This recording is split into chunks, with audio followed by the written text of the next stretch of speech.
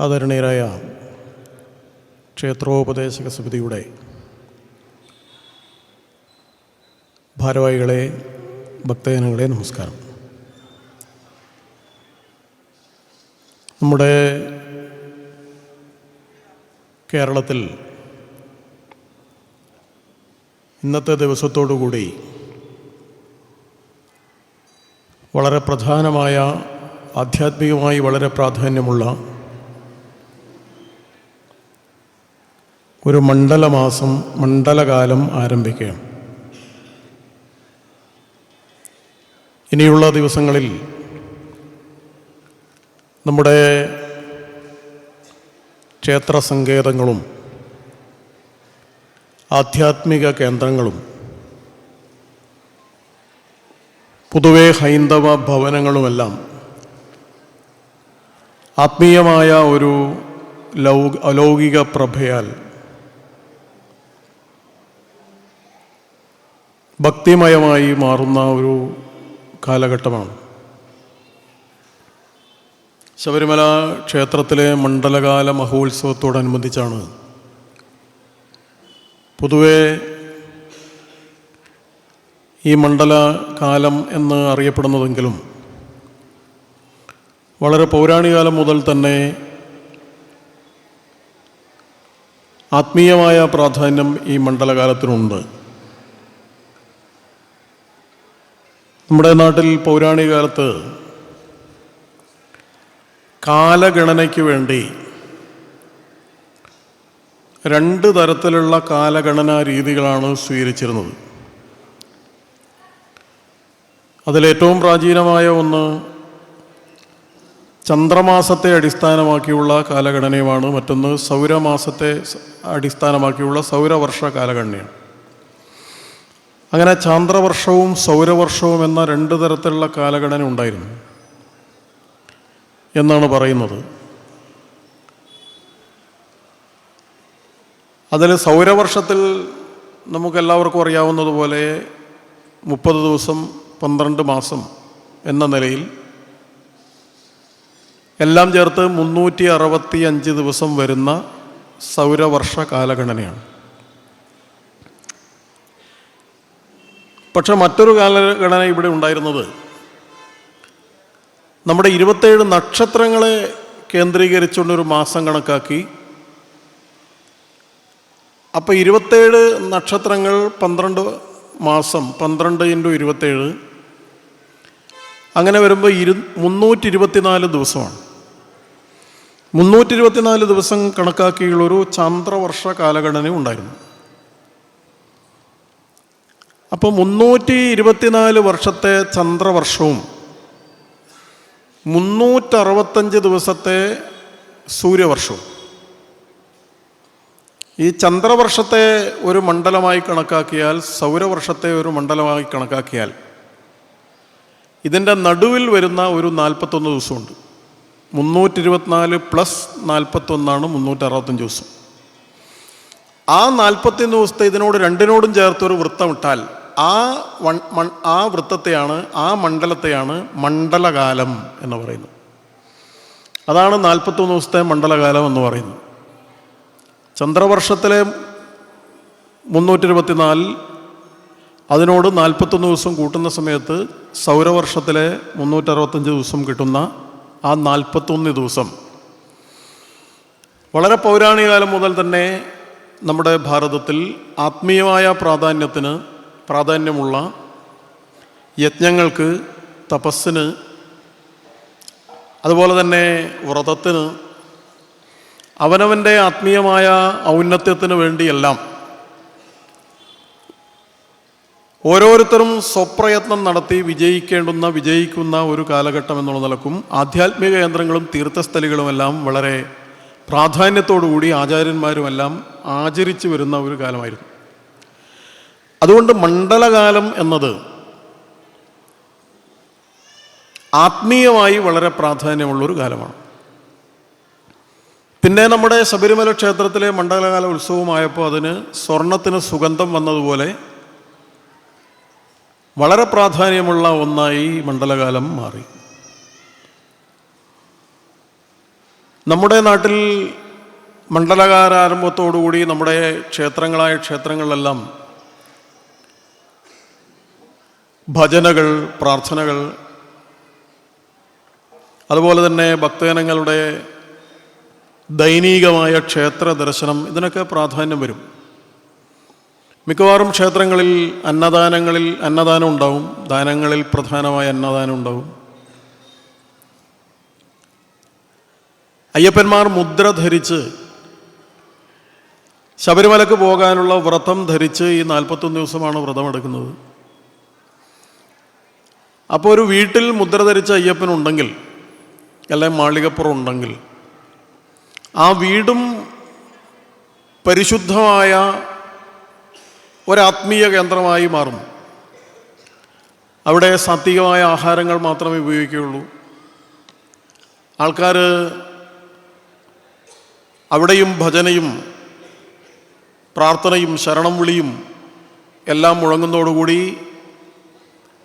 ഓരോ വീടും ക്ഷേത്രങ്ങളായി മാറും. മുദ്ര ധരിച്ചവർ മാത്രമല്ല, ബാക്കിയെല്ലാവരും ആ വ്രതത്തിന് അനുസന്ധാനമായ ജീവിതമാണ് നയിക്കുക. അങ്ങനെ ഓരോ വീടും ക്ഷേത്രമാകുന്നു. ഗ്രാമക്ഷേത്രത്തിൻ്റെ ഉത്സവാന്തരീക്ഷം, ആത്മീയ പ്രാധാന്യം വർദ്ധിക്കുന്നു. അങ്ങനെ പഴയകാലത്ത് നമ്മുടെ കന്യാകുമാരി മുതൽ ഗോകർണം വരെയുള്ള ഈ നാട് മുഴുവനും കന്യാകുമാരി ക്ഷിതിയാദിയായി ഗോകർണാന്തമായി തെക്കു വടക്കു നീളെ അന്യോന്യം അമ്പാശിവർ നോട്ടമിട്ട കണ്ണേറ്റമേറ്റുണ്ടൊരു നല്ല രാജ്യം എന്ന കേരളത്തെക്കുറിച്ച് പണ്ടൊരു പദ്യമുണ്ട്. ദേവീദേവന്മാരുടെ, മഹാദേവൻ്റെയും ദേവിയുടെയും നോട്ടം കൊണ്ട് പവിത്രമായ ഒരു നാടാണ് നമ്മുടെ ഈ ഭാർഗവ കേരളം എന്നർത്ഥത്തിൽ. അങ്ങനെ ഭാർഗവ കേരളം മുഴുവനും ആത്മീയമായ ഉണർവിൻ്റെ ഒരു കേന്ദ്രമായി മാറുകയാണ്.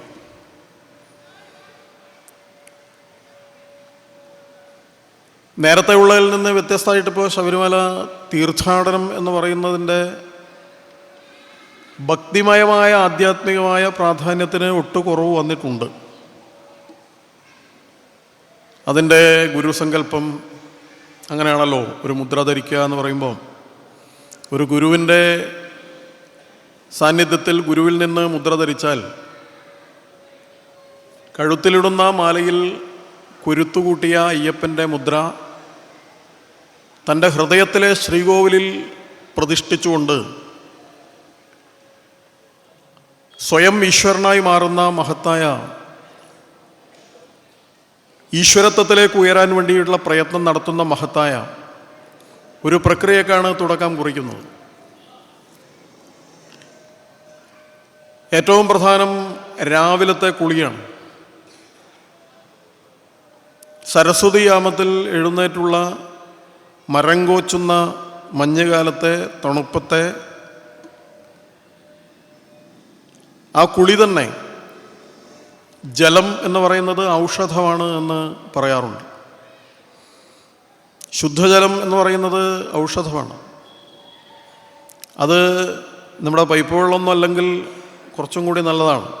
പുഴയിലോ അല്ലെങ്കിൽ കുളത്തിലോ ക്ഷേത്രകുളങ്ങളിലൊക്കെ പോയിട്ട് ആ തണുപ്പിൻ്റെ സമയത്ത് മുങ്ങിക്കുളിക്കുക എന്ന് പറയുമ്പോൾ നമ്മുടെ എല്ലാ തരത്തിലുള്ള ക്ഷീണങ്ങളും അകറ്റിയിട്ട് നമ്മളിൽ പുറത്തും അകത്തും അടിഞ്ഞുകൂടിയ മാലിന്യങ്ങളെല്ലാം കുടഞ്ഞെറിഞ്ഞ് അലിയിച്ച് കളയുന്ന ഓഷധവീര്യം ഉള്ളിൽ വകഞ്ഞു കയറുന്ന ഒന്നാണ് പ്രഭാതത്തിലെ തണുത്ത വെള്ളത്തിലെ പച്ചവെള്ളത്തിലെ കുളി എന്ന് പറയുന്നത്. അത് കഴിഞ്ഞ് ശരണം വിളിയുണ്ട്. ശരണം വിളിയും മന്ത്രമെല്ലാമുണ്ട്. മന്ത്രം എന്ന് പറയുന്നത് നമ്മുടെ ഉള്ളിലെ ആത്മസത്യയെ കുലുക്കി ഉണർത്തുന്നതാണ് നാമജപം. അപ്പോൾ സ്വാമിയെ ശരണമയ്യപ്പ എന്നുള്ളതാണെങ്കിലും സ്വാമി ശരണ അയ്യപ്പ ശരണം എന്നുള്ളതാണെങ്കിലും ഏത് ഈശ്വരനാമാണെങ്കിലും അവയെല്ലാം ബീജാക്ഷര മന്ത്രങ്ങളാണ്. വിൽഡ്യൂറാൻഡ് John Woodroffe, German ദാർശനികനായ John Woodroffe, അദ്ദേഹത്തിൻ്റെ തന്ത്ര എന്ന ഗ്രന്ഥത്തിൽ പറയുന്നത് മന്ത്രജപം എന്ന് പറയുന്നത് ഒരാളുടെ ആത്മവത്തിയെ കുലുക്കി ഉണർത്തുന്നതാണ് എന്നാണ്. നമ്മുടെ ഉള്ളിലുള്ള ആത്മീയ ശക്തിയെ കുലുക്കി ഉണർത്തുന്ന ഒന്നാണ് മന്ത്രജപം, നാമജപം എന്ന് പറയും. ആ ശരണം വിളിയോടുകൂടി ആത്മീയമായ ഉണർവ് ഉണ്ടാവുകയാണ്. കഴിക്കുന്ന ആഹാരം സാത്വികമായ ആഹാരമാണ്, അങ്ങനെ കഴിക്കാൻ പാടുള്ളൂ. അപ്പോൾ സാത്വികമായ ആഹാരം എന്നത് നമ്മുടെ ആത്മീയ പ്രധാനമായ ഒരു കാര്യമാണ്. ഇന്നത്തെ ആഹാര രീതികളെ കുറിച്ചൊന്നും ഞാൻ വിശദീകരിക്കേണ്ട കാര്യമില്ല. ഞങ്ങളുടെ മലബാറിലൊക്കെ എവിടെ നോക്കിയാലും മന്തിയും കുഴിമന്തിയും ഒക്കെയാണ് അതിൻ്റെ ബോർഡുകളാണ്. അപ്പോൾ അതിനിടയിൽ കുറച്ച് ദിവസമെങ്കിലും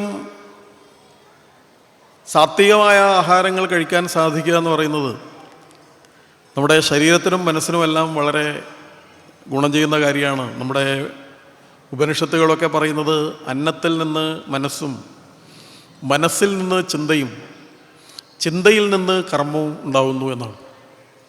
അപ്പോൾ നമ്മൾ കഴിക്കുന്നതെന്തോ അതിനനുസരിച്ചാണ് ചിന്ത വരിക, ആ ചിന്തക്കനുസരിച്ചാണ് പ്രവൃത്തി വരിക എന്നാണ് പറയുക. കഴിക്കുന്ന ആഹാരത്തിനനുസരിച്ചാണ് വെജിറ്റേറിയനായ ആനയും നോൺ വെജായിട്ടുള്ള കടുവയും തമ്മിലുള്ള സ്വഭാവത്തിലെ വ്യത്യാസം നോക്കിയാൽ ആഹാരം കഴിക്കുന്നതിനനുസരിച്ച് മാറി വരുന്ന സ്വഭാവത്തിൻ്റെ സവിശേഷത നമുക്ക് കാണാൻ കഴിയും. എല്ലാ ജീവജാലങ്ങളിലും ഇതുപോലെ തന്നെ. അതുകൊണ്ട് സാത്വിക ആഹാരം നമ്മുടെ ശമദമങ്ങളെ നിയന്ത്രിക്കുന്നു, വികാരങ്ങളെ നിയന്ത്രിക്കുന്നു, നമ്മുടെ ചിന്തകളെ നിയന്ത്രിക്കുന്നു. നമ്മുടെ ശരീരം എന്ന് പറയുന്നത് ഒരു രഥമാണെങ്കിൽ, ഇവിടെ നമ്മുടെ ഭഗവാൻ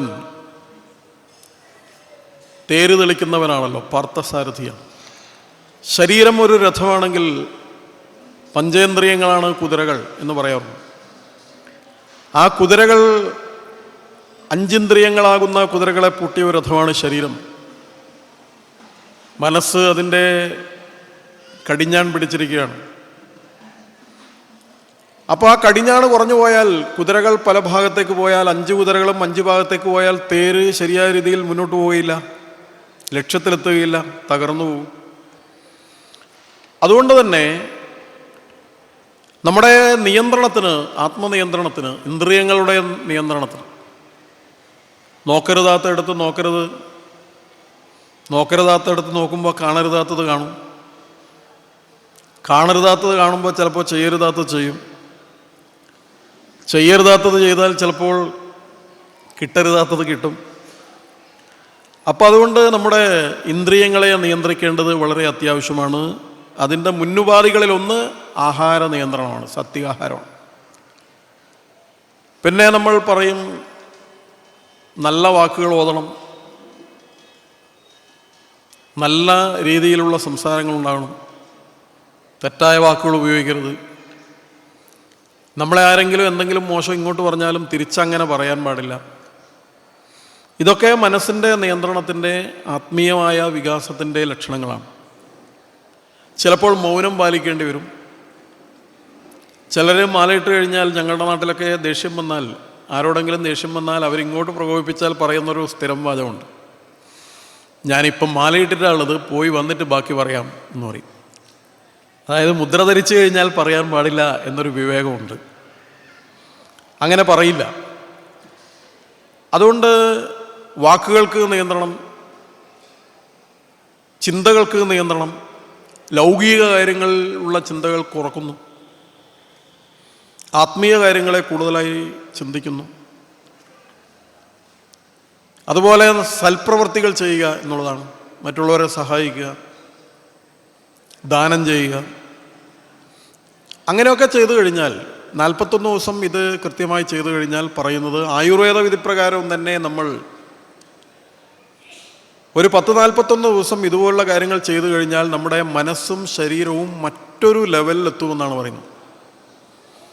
അതായത് മുദ്ര ധരിക്കുമ്പോൾ നമ്മുടെ ഉള്ളിൽ ഗുരു നിക്ഷേപിച്ച ബീജമന്ത്രത്തിൻ്റെ അടിസ്ഥാനത്തിനുള്ള ഈശ്വര സങ്കല്പമായ അയ്യപ്പൻ, അഞ്ചിൻ്റെയും നാഥനായ പഞ്ചഭൂതങ്ങളുടെ നാഥനായ അയ്യപ്പൻ്റെ ഗുരു തൻ്റെ ഉള്ളിൽ നിക്ഷേപിച്ച അയ്യപ്പൻ്റെ ബീജമന്ത്രം വളർന്ന് 41 ദിവസത്തെ കഠിനമായ വ്രതത്തിൻ്റെയും പരിശ്രമങ്ങളുടെയും ഭാഗമായി തൻ്റെ ഉള്ളിൽ ആ ആത്മചൈതന്യം, ആത്മീയ ചൈതന്യം, അയ്യപ്പൻ്റെ ചൈതന്യം വളർന്ന് വളർന്ന് വന്ന് തൻ്റെ ഉള്ളിലാകെയുള്ള കൽമഷങ്ങളെല്ലാം നീക്കിയിട്ട് തിന്മയെ ദൂരീകരിച്ചിട്ട് ആ മനുഷ്യനെ പൂർണ്ണമായും ആത്മീയമായ ഒരു ഉയർന്ന തലത്തിലേക്ക് എത്തിക്കുന്നതിനെ തുറന്ന് കെട്ടൊക്കെ മുറുക്കിയിട്ട് ഇരുമുടിക്കെട്ട് നിറച്ച്, ആത്മീയതയുടെയും ഭൗതികതയുടെയും പ്രതീകമായ ഇരുമുടിക്കെട്ട് നിറച്ച്, ആത്മീയതയുടെ പ്രതീകമായ മുൻകെട്ട് തിരസിൽ വെച്ച്, ഭൗതികതയുടെ പ്രതീകമായ പിൻകെട്ട് താഴെ ഭാഗത്തേക്ക് ഞാത്തിയിട്ട്, ഗുരുവിൻ്റെ അനുഗ്രഹത്തോടുകൂടി കടാക്ഷത്തോടുകൂടി സഹായത്തോടു കൂടിയിട്ട് നിരന്തരമായി നാമജപമൊക്കെ നടത്തിയിട്ട് ക്ഷേത്രത്തിലേക്ക് അയ്യപ്പ ക്ഷേത്രത്തിലേക്ക് കാനനവാസനെ ദർശിക്കാൻ വേണ്ടിയിട്ട് കരിമലയൊക്കെ കയറിയിട്ട് 18 മലകളും താണ്ടിയിട്ട് ഓരോ സ്ഥലത്തുള്ള പ്രാധാന്യങ്ങളും ഉൾക്കൊണ്ട് ആത്മീയ ചൈതന്യത്തെ വർദ്ധിപ്പിച്ച് ഏറ്റവും അവസാനം പൊന്നു 18-ാം പടി എന്ന് പറയുന്ന ശബരിമല ക്ഷേത്രത്തിലെ ഏറ്റവും പ്രധാനപ്പെട്ട ആ ആത്മീയ സങ്കേതവും പിന്നിട്ട് അവിടെ ദേവസങ്കേതത്തിൽ അയ്യപ്പൻ്റെ മുമ്പിൽ നമ്മൾ ചെന്ന് അയ്യപ്പൻ്റെ ദർശനം എന്ന് പറയുന്ന ആ ഒരു ഏറ്റവും നമ്മൾ കാത്തു കൊതിക്കുന്ന, പ്രാർത്ഥനാപൂർവം മണ്ഡലകാലം മുഴുവനും കാത്തു കൊതിക്കുന്ന നിമിഷത്തിന് തൊട്ടു മുമ്പ് നമ്മളവിടെ കാണുന്ന തത്വമസി എന്ന് പറയുന്ന ആ മഹാവാക്യത്തിനെയും ദർശിച്ച്, ആ മഹാവാക്യം എന്ന് പറയുന്നത് വലിയ അർത്ഥതലങ്ങളുള്ള ഒരു മഹാവാക്യമാണ്. ത്വം എന്ന് പറയുന്നത് ഞാൻ ആണ്. ത്വം എന്ന് പറയുന്നത് ഞാൻ എന്ന് പറഞ്ഞാൽ ജീവാത്മാവാണ്. തത്ത് എന്ന് പറയുന്നത് അത് പരമാത്മാവാണ്, ഈശ്വരനാണ്. തത്വം എന്ന് പറയുന്നത് ഈശ്വരനും ഞാനുമാണ്. ഈശ്വരനും നീയും ഒന്നാകുന്നു, അസി ആകുന്നു എന്നാണ്. അപ്പം അത് നീയാകുന്നു, നീ ഞാനാകുന്നു, ഞാനും നീയും ഒന്നാകുന്നു എന്ന അദ്വൈതത്തിൻ്റെ സനാതനധർമ്മത്തിൻ്റെ ഏറ്റവും മഹത്തരമായ ദർശനത്തിൻ്റെ ഒരു പ്രഖ്യാപനമാണ് ഈ തത്വമസി എന്ന് പറയുന്നത്.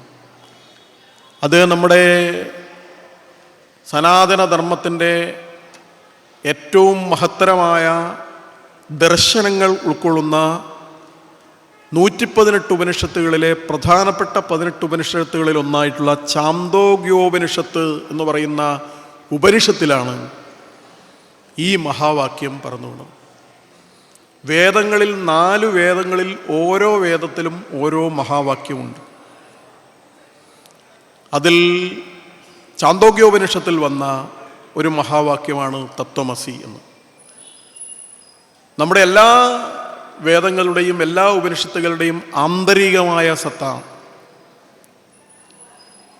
ഈശ്വരനും ബാക്കി എല്ലാവരും ജീവജാലങ്ങളെല്ലാം ഒന്നാണ് എന്നാണ്. അഥവാ ഈ പ്രപഞ്ചത്തിലെ എല്ലാ ജീവജാലങ്ങളിലും ഈശ്വരനുണ്ട് എന്നതാണ്. ഈശ്വരൻ എല്ലായിടത്തുമുണ്ട്, എല്ലാറ്റിലുമുണ്ട് എന്നതാണ്. അത് വ്യക്തമാക്കുന്ന മഹാവാക്യങ്ങളാണ് 4. അഹം ബ്രഹ്മാസ്മി എന്നത് ഒരു മഹാവാക്യമാണ്. പ്രജ്ഞാനം ബ്രഹ്മ എന്നത് ഒരു മഹാവാക്യമാണ്. അയമാത്മാ ബ്രഹ്മ എന്നത് മഹാവാക്യമാണ്. തത്വമസി മഹാവാക്യമാണ്. അപ്പോൾ 4 മഹാവാക്യങ്ങളും 4 വേദങ്ങളിലുള്ള 4 മഹാവാക്യങ്ങളും പറയുന്ന ആശയത്തിൽ അഥവാ അതിൻ്റെ വിശദീകരണത്തിൽ വ്യത്യാസമുണ്ടെങ്കിലും ആന്തരിക സത്ത ഈ 4 മഹാവാക്യങ്ങളുടെയും ഒന്നാണ്. അപ്പോൾ ഇവിടെ പ്രസക്തമായ മഹാവാക്യം എന്ന് പറയുന്നത് അത് തത്വമസിയാണ്. ഛാന്തോഗ്യോപനിഷത്തിൽ പലയിടത്തുമായിട്ട് അത് 12ഓളം സ്ഥലങ്ങളിൽ അത് പറയുന്നുണ്ട്. തത്വമസി എന്നത് പറയുന്നുണ്ട്. ഉദ്ദാലകൻ എന്ന് പറയുന്ന ഒരു ഋഷി ഉണ്ടായിരുന്നു. അദ്ദേഹമാണ് ഉദ്ദാലകൻ എന്ന് പറയുന്ന ഋഷിയുടെ പുത്രൻ്റെ പേര് ശ്വേതകേതു എന്നാണ്. ഉദ്ദാലകൻ എന്ന് പറയുന്ന ഋഷി തൻ്റെ മകനെ അവൻ വിദ്യാഭ്യാസമൊക്കെ നേടാനുള്ള സമയമായപ്പോൾ അവൾ പഠിപ്പിക്കാൻ വേണ്ടി താനൊരു ഋഷിയാണെങ്കിലും നേരിട്ട് മകനെ പഠിപ്പിക്കേണ്ടതില്ല, മറ്റൊരു ഋഷിയുടെ അടുത്ത് പഠിപ്പിക്കാൻ അയക്കുകയാണ്. അങ്ങനെ പഠിപ്പിക്കാൻ അയച്ച് അവിടെ പോയാൽ ഒരു 8-9 വയസ്സൊക്കെ ആകുമ്പോഴാണ് അന്ന് സ്കൂളിൽ ചേർക്കുക, അതായത് ഗുരുകുലത്തിൽ ചേർക്കുക. 12 വർഷമാണ് അവിടെ വിദ്യാഭ്യാസം. ആ 12 വർഷത്തെ വിദ്യാഭ്യാസവും കഴിഞ്ഞ് തിരിച്ച് വരുന്നത് വരെ ഗുരുകുലത്തിൽ ചേർത്ത് കഴിഞ്ഞാൽ പിന്നെ ഇടയ്ക്ക് വീട്ടിൽ വരുത്ത് മാസത്തിൽ PTA, മദർ PTA അങ്ങനത്തെ പരിപാടിയൊന്നുമില്ല. അവിടെ കൊണ്ടുപോയി ചേർത്ത് കഴിഞ്ഞാൽ 12 വർഷം കഴിഞ്ഞിട്ടാണ് പിന്നെ കാണുക. അങ്ങനെ ആ 12 വർഷത്തെ വിദ്യാഭ്യാസത്തിന് ശേഷം തിരിച്ചു വരുന്നതിന് മുമ്പ് അവിടുന്ന് നേടേണ്ടതെല്ലാം നേടിയിട്ട് തിരിച്ചു വരണമെന്നാണ്.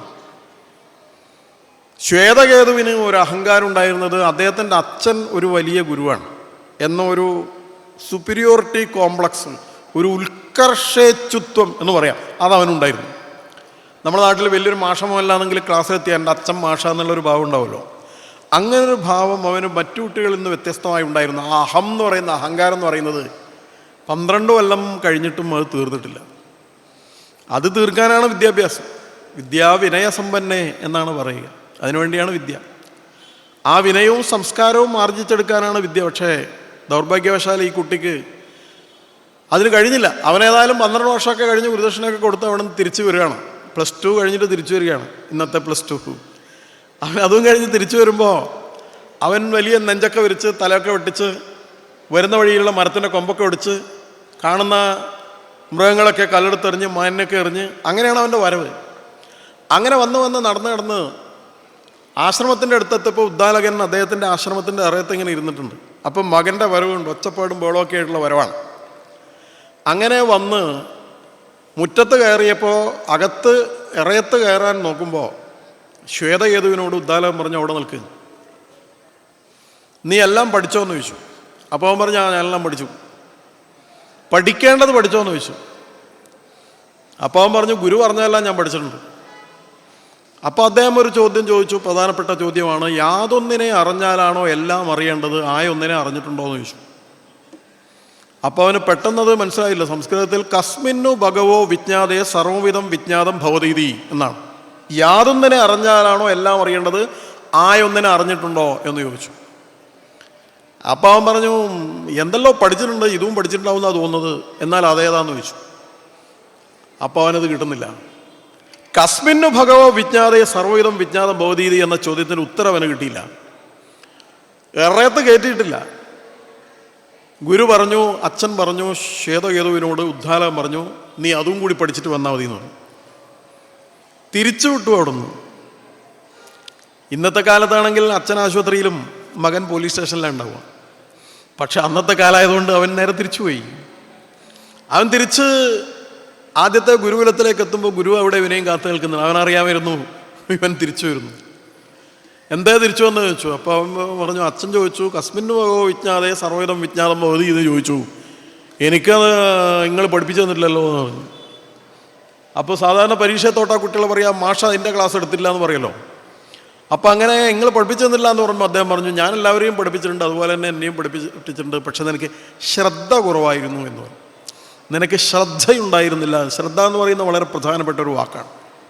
ശ്രദ്ധ ആവേശിക്കണം എന്നാണ് പറയുക. വിദ്യാർത്ഥികൾക്ക് ശ്രദ്ധ ആവേശിക്കണം എന്നാണ് പറയുക. അപ്പോൾ ഇനിയിപ്പോൾ അത് പഠിച്ചിട്ട് പോയാൽ മതി എന്നാണ് പറഞ്ഞിരിക്കുന്നതെന്ന് പറഞ്ഞു. അത് നമുക്ക് പഠിക്കാം, പ്രശ്നമൊന്നുമില്ല എന്ന് പറഞ്ഞു. അപ്പോൾ അവിടുത്തെ ഗുരു അവിടെ ആശ്രമത്തിലുള്ള ശിഷ്യന്മാരെയൊക്കെ വിളിച്ചു. അവരോട് പറഞ്ഞു, നമ്മുടെ ആശ്രമത്തിലുള്ള പശുക്കളെയും കൂട്ടന്മാരെയെല്ലാം ഇങ്ങോട്ട് വിളിക്കാൻ പറഞ്ഞു. കുറേ എണ്ണത്തിന് വിളിച്ചു. അപ്പോൾ കുറേ എണ്ണമുണ്ട്, ഒരു 15 എണ്ണമുണ്ട്. ഇവനോട് പറഞ്ഞു, നീ ഇതിനെല്ലാം തെളിച്ച് കാട്ടു പോവാ. എപ്പോഴാണോ ഇത് ടോട്ടൽ എണ്ണിയാൽ 1000 ആകുന്നത് അന്നേ തിരിച്ചു വരാൻ പാടുള്ളൂ എന്ന് പറഞ്ഞു. എന്നിട്ട് ഇവനെ ഏൽപ്പിച്ചു, നീ കാട്ടിലേക്ക് പോയി ഇതിനെയും കൂട്ടിക്കൊണ്ട് പോയിക്കോ. 500-600 ഇവൻ നേരെ കാട്ടിലേക്ക് പോയി. കാട്ടിൽ പോയി നോക്കുമ്പോൾ ഇവൻ ഒരു ദിവസം കഴിഞ്ഞു, 2 ദിവസം കഴിഞ്ഞു, ഇവന് ഭയങ്കര മടുപ്പായി. ആരോടും മിണ്ടാനില്ല, കൊടുങ്കാണാന്ന്, മനുഷ്യന്മാരൊറ്റയില്ല. അവൻ്റെ ഗർവെല്ലാം കുറഞ്ഞു, അഹംഭാവം ഊർന്നു വീണുപോയി. അവനാകെ നാണമായി, വിഷമമായി. പക്ഷെ പിന്നീട് അവൻ മെല്ലെ മെല്ലെ ആ കാട്ടിലെ പൂക്കളോട്, വേറെ ആരുമില്ലല്ലോ, പൂക്കളോട് കിന്നാരം പറഞ്ഞു. അതിൻ്റെ മനോഹാരിതയും സുഗന്ധവും എല്ലാം ആസ്വദിച്ചു. കിളികളുടെ കളാളാരവും അവനെ ഹഠാതാകർഷിച്ചു. കാട്ടുചോലയുടെ ഛണഛണൽക്കാരം അവനെ മത്തുപിടിപ്പിച്ചു. അങ്ങനെ ചെടികളും കിളികളും പക്ഷികളും തരുപക്ഷി മൃഗങ്ങളോടും ഇന്നരരോടും സുരരോടും ഒന്നുപോൽ ഒരു മട്ടിവരുള്ളിലെന്തും അസരള സ്നേഹരസം നിനപ്പു ഞാനെന്ന് ചിന്താവിഷ്ടയായ സീതയിൽ കുമാരനാശാൻ പറയുന്ന പോലെ ആ കാടിൻ്റെ മനോഹാരിതയും വശ്യതയും എല്ലാം അവനെ മറ്റൊരു തലത്തിലേക്ക് ഉയർത്തുകയും പ്രകൃതിയുടെ സംഗീതം അവൻ കേൾക്കാൻ തുടങ്ങിയും ഈശ്വരൻ്റെ സംഗീതം അവൻ്റെ ഉള്ളിലേക്ക് പ്രവേശിക്കുകയും ഒക്കെ ചെയ്തപ്പോൾ അവൻ മറ്റൊരാളായി അങ്ങനെ ലയിച്ച് അങ്ങനെ കഴിയുന്ന സമയത്ത് ഒരു ദിവസം ഒരു കന്നുകുട്ടി ഓടി വന്നിട്ട് പറഞ്ഞ്, സംഭവം അറിഞ്ഞോ, നിങ്ങൾ മറന്നുപോയോ കാര്യങ്ങളൊക്കെ, നമ്മൾ 1000 എന്ന് അമ്മ പറഞ്ഞു എന്ന് പറഞ്ഞു. അപ്പോൾ സീനിയർ പശു വന്നിട്ട് കുട്ടിയോട് പറഞ്ഞു, പോയിട്ട് അയാളോട് പറ 1000 പോകാനായി എന്ന് പറയാന്ന് പറഞ്ഞു. അപ്പോൾ ഇവനും പശുക്കളെയും കുട്ടീനെയൊക്കെ ലൈനായിട്ട് നിർത്തി എണ്ണി നോക്കുമ്പോൾ 1000 ആയിട്ടിരിക്കുകയാണ്. എന്നാൽ പിന്നെ പോകാമെന്ന് പറഞ്ഞിട്ട് ഇവൻ മുമ്പിൽ ഇങ്ങനെ പോവുകയാണ്. പശുക്കളും കുട്ടികളും എല്ലാം ഇതിൻ്റെ പിറകിലിങ്ങനെ നടന്ന് ആശ്രമത്തിനടുക്കെത്താൻ നോക്കും. ബഹളമൊക്കെ കേട്ടിട്ട് അവിടുത്തെ ഋഷി ഗുരു ആശ്രമത്തിലെ എല്ലാവരെയും വിളിച്ചിട്ട് പറഞ്ഞു, ദാ നോക്ക്, 1001 പശുക്കൾ വരുന്നുണ്ട് എന്ന് പറഞ്ഞു. അപ്പം അവർക്കൊക്കെ അത്ഭുതമായി. എത്ര പശുക്കളാണ് വരുന്നത്? 1001 പശുക്കൾ വരുന്നുണ്ട് എന്നാണ്. അപ്പോൾ വന്നു നിന്നപ്പോൾ അവൻ പറഞ്ഞു ഗുരുവിനോട്, ഇത് 1000 എന്ന്. അപ്പോൾ ഗുരു ചോദിച്ചു, കസ്മിന്നു ഭഗവോ വിജ്ഞാതേ സർവവിധം വിജ്ഞാതം ഭവതീതി എന്ന്. അപ്പോൾ അവൻ പറഞ്ഞു തത്വമസി എന്ന്. അതാണ് തത്വമസി പിറന്ന ഒരു മനോഹരമായ സന്ദർഭം. ഈ പ്രകൃതിയും ഈശ്വരനും, ഈ ബ്രഹ്മവും ഞാനും, എള്ളിലെണ്ണ പോലെ ഈ പ്രപഞ്ചത്തിലാകമാനം വ്യാപരിച്ചു കിടക്കുന്ന ബ്രഹ്മചൈതന്യം ഈശ്വര ചൈതന്യവും ഞാനും രണ്ടല്ല ഒന്നാണെന്ന അദ്വൈതത്തിൻ്റെ രണ്ടില്ലാത്ത മഹത്തരമായ ഭാരതീയ ദർശനത്തിൻ്റെ ആത്മീയ ആവിഷ്കാരത്തിൻ്റെ ഔജ്വല്യപൂർണമായ സത്തയെ സമ്പൂർണമായും ഉള്ളിലേക്ക് ആവഹിച്ചുകൊണ്ട് അവൻ യഥാർത്ഥത്തിൽ ആ തത്വം ഗ്രഹിച്ചുകൊണ്ട് പറഞ്ഞു, തത്വമസി, ഞാനും ഈ ബ്രഹ്മവും ഒന്നാണെന്ന്. അപ്പോൾ ഗുരു പറഞ്ഞു, നിനക്ക് പോകാം വീട്ടിലേക്ക്, ഗുരുകുലത്തിലേക്ക്, അല്ലെങ്കിൽ നിൻ്റെ ആശ്രമത്തിലേക്ക്, പർണശാലയിലേക്ക്. അവൻ പിന്നീട് പോവുകയാണ്. ആദ്യം പോയതുപോലെയല്ല അവനിപ്പോൾ നടക്കുന്നത്. കാലെടുത്ത് വെക്കുമ്പോൾ തൻ്റെ കാല് വെക്കുന്നിടത്ത് ഉറുമ്പോ മറ്റോ ഉണ്ടെങ്കിൽ മരിച്ചു പോകാതിരിക്കാൻ വേണ്ടി വളരെ ശ്രദ്ധാപൂർവമാണ് അവൻ കാലെടുത്ത് വെക്കുന്നത്. ഒരു ജീവജാലത്തെയും ദ്രോഹിക്കാതെ, ഒരു ചെടിയുടെ കൊമ്പ് പോലും അടർത്താതെ, അതിനെല്ലാം ജീവനുണ്ടെന്നും അതെല്ലാം ഈശ്വരനുണ്ടെന്നുമുള്ള ചിന്തയോടുകൂടിയാണ് അവൻ നടക്കുന്നത്. വിനയം കൊണ്ട് അവൻ്റെ ശിരസ് ഒരു നെൽക്കതിർ പോലെ കുനിഞ്ഞിരുന്നു.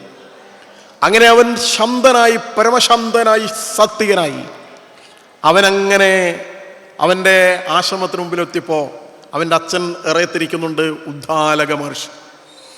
അവൻ മുറ്റത്ത് കയറിയ ഉടനെ അദ്ദേഹം പെട്ടെന്ന് ചാടി എഴുന്നേറ്റ് അവനെ 2 കൈയും കൂപ്പി തൊഴുതു. നമസ്തേ എന്ന് പറഞ്ഞു. അങ്ങ് ആശ്രമത്തിലേക്ക് കയറിയാലും എന്ന് ക്ഷണിച്ചു. അവൻ ആശ്രമത്തിൽ കയറി അച്ഛൻ്റെ കാലിൽ നമസ്കരിച്ച്. അപ്പം തത്വമസി എന്നത് 12ഓളം സ്ഥലങ്ങളിൽ തത്വമസി പറഞ്ഞിട്ടുണ്ട്. ഉദ്ദാലകൻ തന്നെ പിന്നീട് തത്വമസിയുടെ അന്തരാർത്ഥങ്ങൾ തൻ്റെ മകനോട് വിശദീകരിച്ചിരിക്കുന്ന രംഗങ്ങളും ഛാന്തോഗ്യോപനിഷത്തിലുണ്ട്. അതുകൊണ്ട് ഇവിടെ ആ തത്വമസി എന്ന് പറയുന്ന ആ മഹാവാക്യം അവിടെ നിന്ന് കാണുമ്പോൾ അതിൻ്റെ തത്വം ഗ്രഹിച്ചു കഴിഞ്ഞാൽ നമ്മൾ ശബരിമലയിലേക്ക് കയറുന്ന 18 പടി കയറുന്ന ആളായിട്ടല്ല ഇറങ്ങേണ്ടത്. നേരെ മറിച്ച് തത്വമസി എന്ന് ഉച്ചരിച്ചതിന് ശേഷം ആദ്യത്തെ ഗുരുകുലത്തിൽ നിന്ന് തൻ്റെ ഭവനത്തിലേക്ക് വരുമ്പോൾ ഒരാളിലുണ്ടാവുന്ന ആന്തരികമായ ഉജ്ജ്വലമായ പരിവർത്തനമുണ്ട്, മാറ്റമുണ്ട്. ആ മാറ്റം സാത്വികമായി ഒരാളിൽ വരുന്ന മാറ്റമാണ്. ഓരോരോ മനുഷ്യൻ്റെയും ഉള്ളിൽ നിലീനമായ ദിവ്യ ചൈതന്യത്തിൻ്റെ ആവിഷ്കാരമാണ്. ഈശ്വരത്വത്തിൻ്റെ കർമ്മപ്രവൃദ്ധമായ ആ ഒരു വളർച്ചയാണ് ഈ സാത്വികമായ മന്ത്രോപദേശത്തോടുകൂടി, അതിൻ്റെ സ്വീകരണത്തോടുകൂടി ഉള്ളിൽ നടക്കേണ്ടത്. നമ്മൾ ദേഹോഹമെന്നുള്ള, അങ്ങനെ പറയും, എഴുത്തച്ഛൻ പറയുന്നുണ്ട്, ദേഹോഹമെന്നുള്ള ബുദ്ധി മനുഷ്യർക്ക് മോഹമാതാവാം അവിദ്യയാകുന്നതും ദേഹമല്ലോർക്കിൽ ഞാനായത് ആത്മാവെന്ന് മോഹൈകഹന്ത്രിയായുള്ളത് വിദ്യകൾ എന്ന് പറയും. ഞാൻ ശരീരമാണ്, ഞാനാണ് ശരീരം, ഞാൻ ശരീരമാണ്, ഞാൻ ശരീരം മാത്രമാണ് എന്ന് ചിന്തിക്കുമ്പോൾ അതാണ് ദേഹോഹം, അത് അവിദ്യയാണ്. നേരെ മറിച്ച് ദേഹമല്ലോർക്കിൽ ഞാനായത് ആത്മാവെന്ന് മോഹൈകഹന്ത്രിയായുള്ളത് വിദ്യകൾ. ഞാൻ ശരീരമാണ് എന്ന് ചിന്തിക്കുമ്പോഴാണ് മോഹമുണ്ടാവുന്നത്, ആഗ്രഹം ഉണ്ടാവുന്നത്, അത്യാഗ്രഹം ഉണ്ടാവുന്നത്.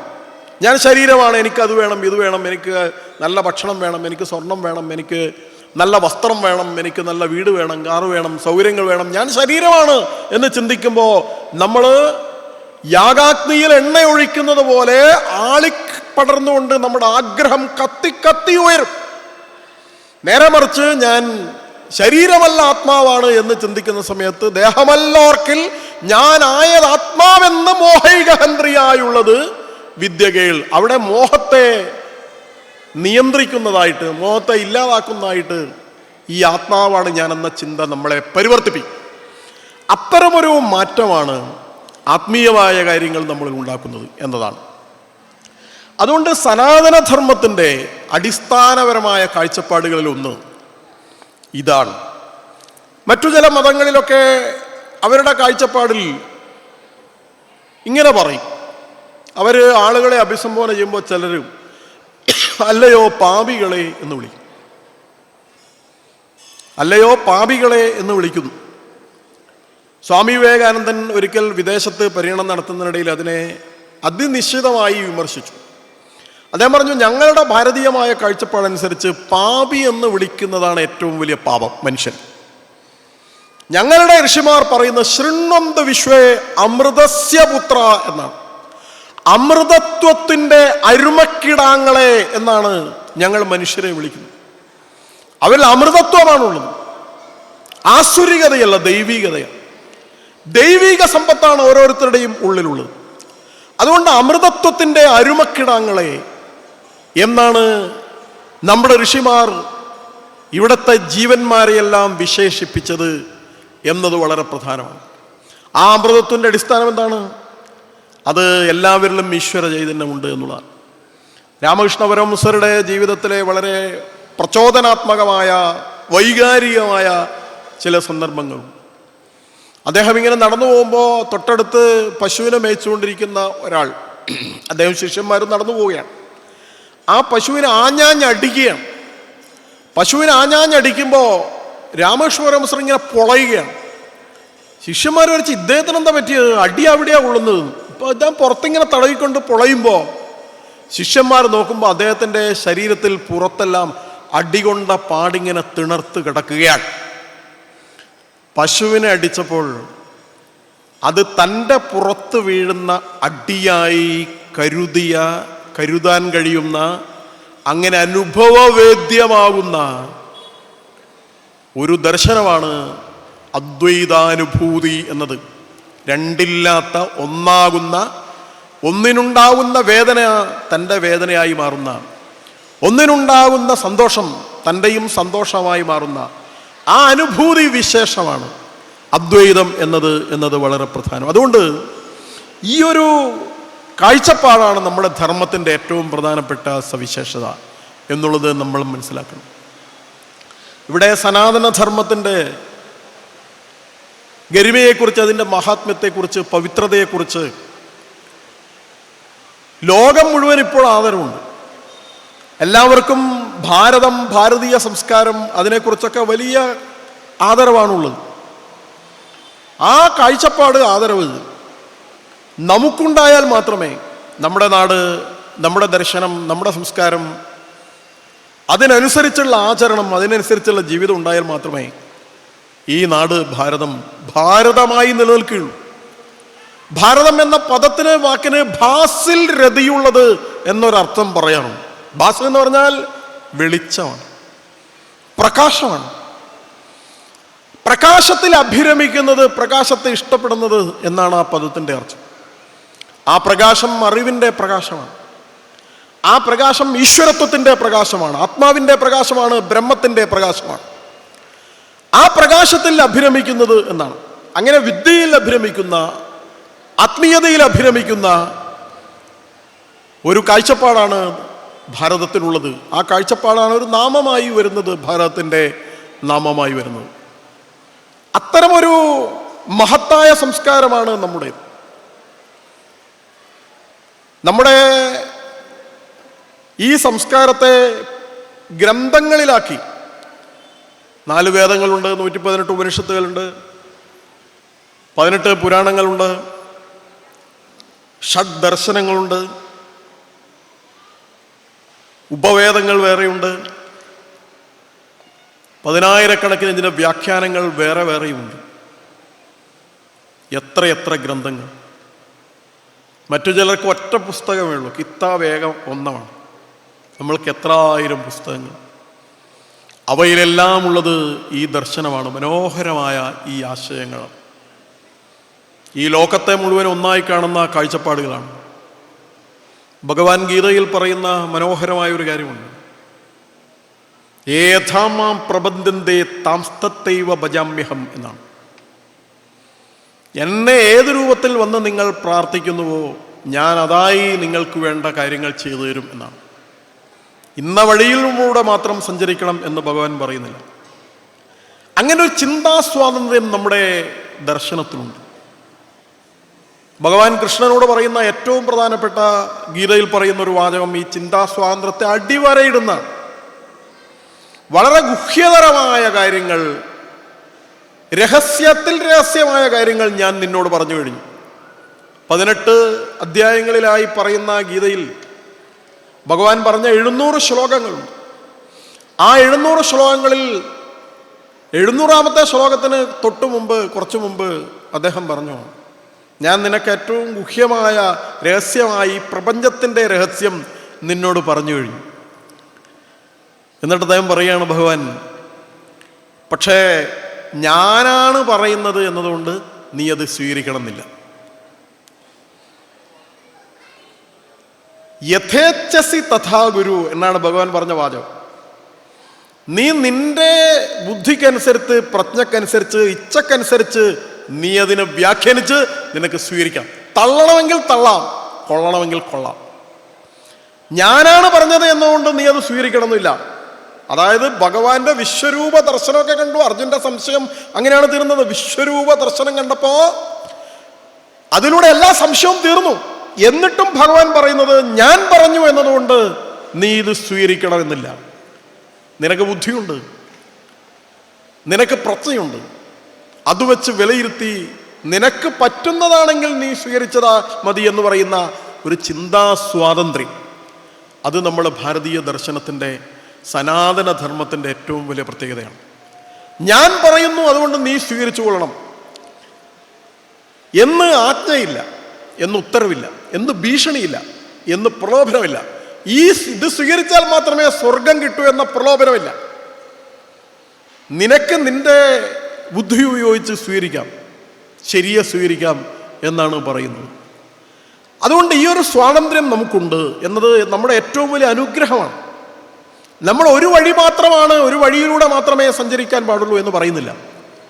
ആകാശത്ത് നിന്ന് വീഴുന്ന മഴത്തുള്ളികൾ എങ്ങനെയാണോ വ്യത്യസ്തമായ കൈവഴികളിലൂടെ ഒരേ സമുദ്രത്തിൽ എത്തിച്ചേരുന്നതുപോലെ സർവശക്തനായ ഈശ്വരനെ കുറിച്ച് ആരാധിക്കുമ്പോൾ വ്യത്യസ്ത ദേവതകളെ ആരാധിച്ചാലും സർവശക്തനായ ഈശ്വരനിൽ തന്നെ ആണത് എത്തിച്ചേരുക, ഒരേ ഒരു ഈശ്വരനിലാണ് അത് എത്തിച്ചേരുക എന്നതാണ് നമ്മുടെ മഹാഗ്രന്ഥങ്ങളെല്ലാം പറയുന്നത്. ആകാശാത് പതിതം തോയം യഥാ ഗച്ഛതി സാഗരം സർവദേവ നമസ്കാരം കേശവം പ്രതി ഗച്ഛതി എന്നാണ് പറയുന്നത്. അപ്പം അതുകൊണ്ട് ഈ ഒരു വലിയ ഒരു തലം നമ്മുടെ ഹിന്ദു ധർമ്മത്തിനുണ്ട്, സനാതന ധർമ്മത്തിനുണ്ട്. സനാതനം എന്ന് അതുകൊണ്ടാണ് പറയുന്നത്, നാശമില്ലാത്തത് എന്നാണ്. പക്ഷെ എങ്ങനെയാണത് നാശമില്ലാത്തതായിട്ട് മാറുക? നമ്മുടെ ധർമ്മം സനാതനമാണ്, അത് നശിക്കില്ല എന്ന് പറഞ്ഞങ്ങനെ ഇരുന്നാൽ നശിക്കാതിരിക്കില്ല. സംസ്കാരങ്ങളെക്കുറിച്ച് പഠിച്ച ആളുകളെല്ലാം പറയുന്നത് അതിനെ ആചരിച്ച് കാണിക്കുമ്പോഴാണ്, ആചരിച്ച് ജീവിക്കുമ്പോഴാണ് നിലനിൽക്കുക. ലോകത്ത് നിരവധി സംസ്കാരങ്ങൾ മണ്ണടിഞ്ഞു പോയിട്ടുണ്ട്. റോമാ സംസ്കാരം, ഗ്രീക്ക് സംസ്കാരം, ഈജിപ്ഷ്യൻ സംസ്കാരം, മയാ-ഇങ്കൻ സംസ്കാരം. നമ്മൾ ചരിത്രത്തിൽ ഒരുപാട് സംസ്കാരങ്ങൾ ഇല്ലാതായതായി പഠിച്ചിട്ടുണ്ട്. ആ സംസ്കാരങ്ങൾ ഉണ്ടായിരുന്ന, അത് നിലനിന്നിരുന്ന ഭൂപ്രദേശങ്ങൾ ഇപ്പോഴും നിലവിലുണ്ട്. ഈജിപ്ത് ഇപ്പോഴുണ്ട്, ഗ്രീസുണ്ട്, റോമാ സാമ്രാജ്യം ഉണ്ടായിരുന്ന, റോമൻ സംസ്കാരം ഉണ്ടായിരുന്ന പ്രദേശങ്ങളുണ്ട്, മായങ്കൻ സംസ്കാരങ്ങൾ വ്യാപരിച്ചിരുന്ന സ്ഥലങ്ങളുണ്ട്. അതൊക്കെ ഇപ്പോഴുമുണ്ട്. അവിടുത്തെ ജനങ്ങളും ഇപ്പോഴുണ്ട്. ആ ജനങ്ങൾ പരമ്പരയായി അവിടെ ജീവിച്ചിരുന്ന ആ ജനതയുടെ പരമ്പരയുടെ ഭാഗം തന്നെയാണ്. അവരുടെ അനന്തരാവകാശികൾ തന്നെ അവിടെയുള്ളത്. പക്ഷേ അവരുടെ പൂർവികന്മാർ അനുഷ്ഠിച്ച സംസ്കാരം ഇപ്പോൾ അവർക്കില്ല. കാരണം എന്തുകൊണ്ടാണ്? അവരത് വിട്ടുകളഞ്ഞു, അവരത് കൈമോശം വരുത്തി, അത് കൈവിട്ട് കളഞ്ഞു, അത് ആചരിക്കുന്നില്ല. അപ്പോൾ അവരുടെ സംസ്കാരം മരിച്ചു എന്ന് പറയുകയാണ്. നമ്മുടെ സംസ്കാരം മരിച്ചില്ല എന്നാണ്, ഇപ്പോഴും ജീവിക്കുന്നുണ്ട് എന്നുള്ളതാണ്. പക്ഷെ എങ്ങനെയാണ് ജീവിക്കുന്നത്? അങ്ങനെ ജീവിക്കാനുള്ള പദ്ധതികൾ ഇവിടെ ഉണ്ടായിരുന്നു എന്നുള്ളതാണ്.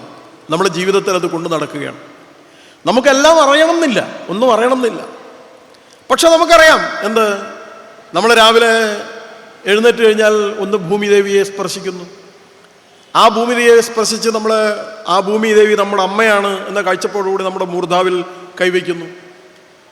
അപ്പം അങ്ങനെ നമ്മൾ ഭൂമി അമ്മയാണ് എന്നുള്ളത് അത് വേദത്തിലെ ഒരു മന്ത്രമാണ്. മാതാ ഭൂമി പുത്രോഹം പൃഥിവ്യ. ഭൂമി നമ്മുടെ അമ്മയാണ്, നമ്മളെല്ലാം അതിൻ്റെ മക്കളാണ് എന്നുള്ളത് വേദമന്ത്രമാണ്. ആ മന്ത്രം നമ്മൾ പഠിച്ചിട്ടുണ്ടാവില്ല.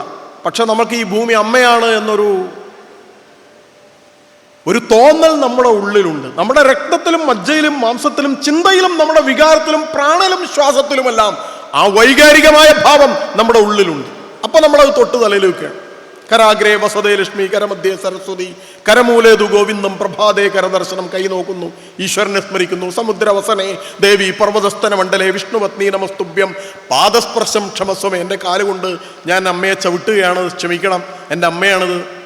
പക്ഷെ എനിക്ക് വേറെ നിവൃത്തിയില്ല, അതുകൊണ്ട് അമ്മ എന്നോട് ക്ഷമിക്കണം എന്ന് പറഞ്ഞ് ഭൂമി ദേവിയെ സ്പർശിക്കുന്നു. ആരെങ്കിലും നമ്മളെ ചവിട്ടിപ്പോയാൽ, അല്ലെങ്കിൽ നമ്മളാരെങ്കിലും ചവിട്ടിപ്പോയാൽ നമ്മൾ പെട്ടെന്ന് തൊട്ട് തലയിൽ വെക്കും. പ്രായമായ ആരെങ്കിലും വരുമ്പോൾ നമ്മൾ എഴുന്നേറ്റ് നിൽക്കുന്നു, മുതിർന്നവരെ ബഹുമാനിക്കണം എന്നുള്ളത് നമ്മൾ പഠിച്ചിട്ടുണ്ടാവില്ല. ചിലപ്പോൾ നമുക്ക് ബൈഹാർട്ട് പഠിച്ചിട്ടുണ്ടാവില്ല. മാതാ പിതാ ഗുരു ദൈവം എന്നൊക്കെ നമുക്ക് ചൊല്ലാനറിയില്ലായിരിക്കും. പക്ഷെ അമ്മയെ ബഹുമാനിക്കണമെന്ന്, അച്ഛനെ ആദരിക്കണമെന്ന്, ഗുരുവിനെ ആദരിക്കണമെന്ന്, അവരൊക്കെ ദൈവത്തിൻ്റെ സദൃശരായിട്ടുള്ള ആളുകളാണെന്നുള്ള കാഴ്ചപ്പാട് നമ്മുടെ ഉള്ളിലുണ്ട്.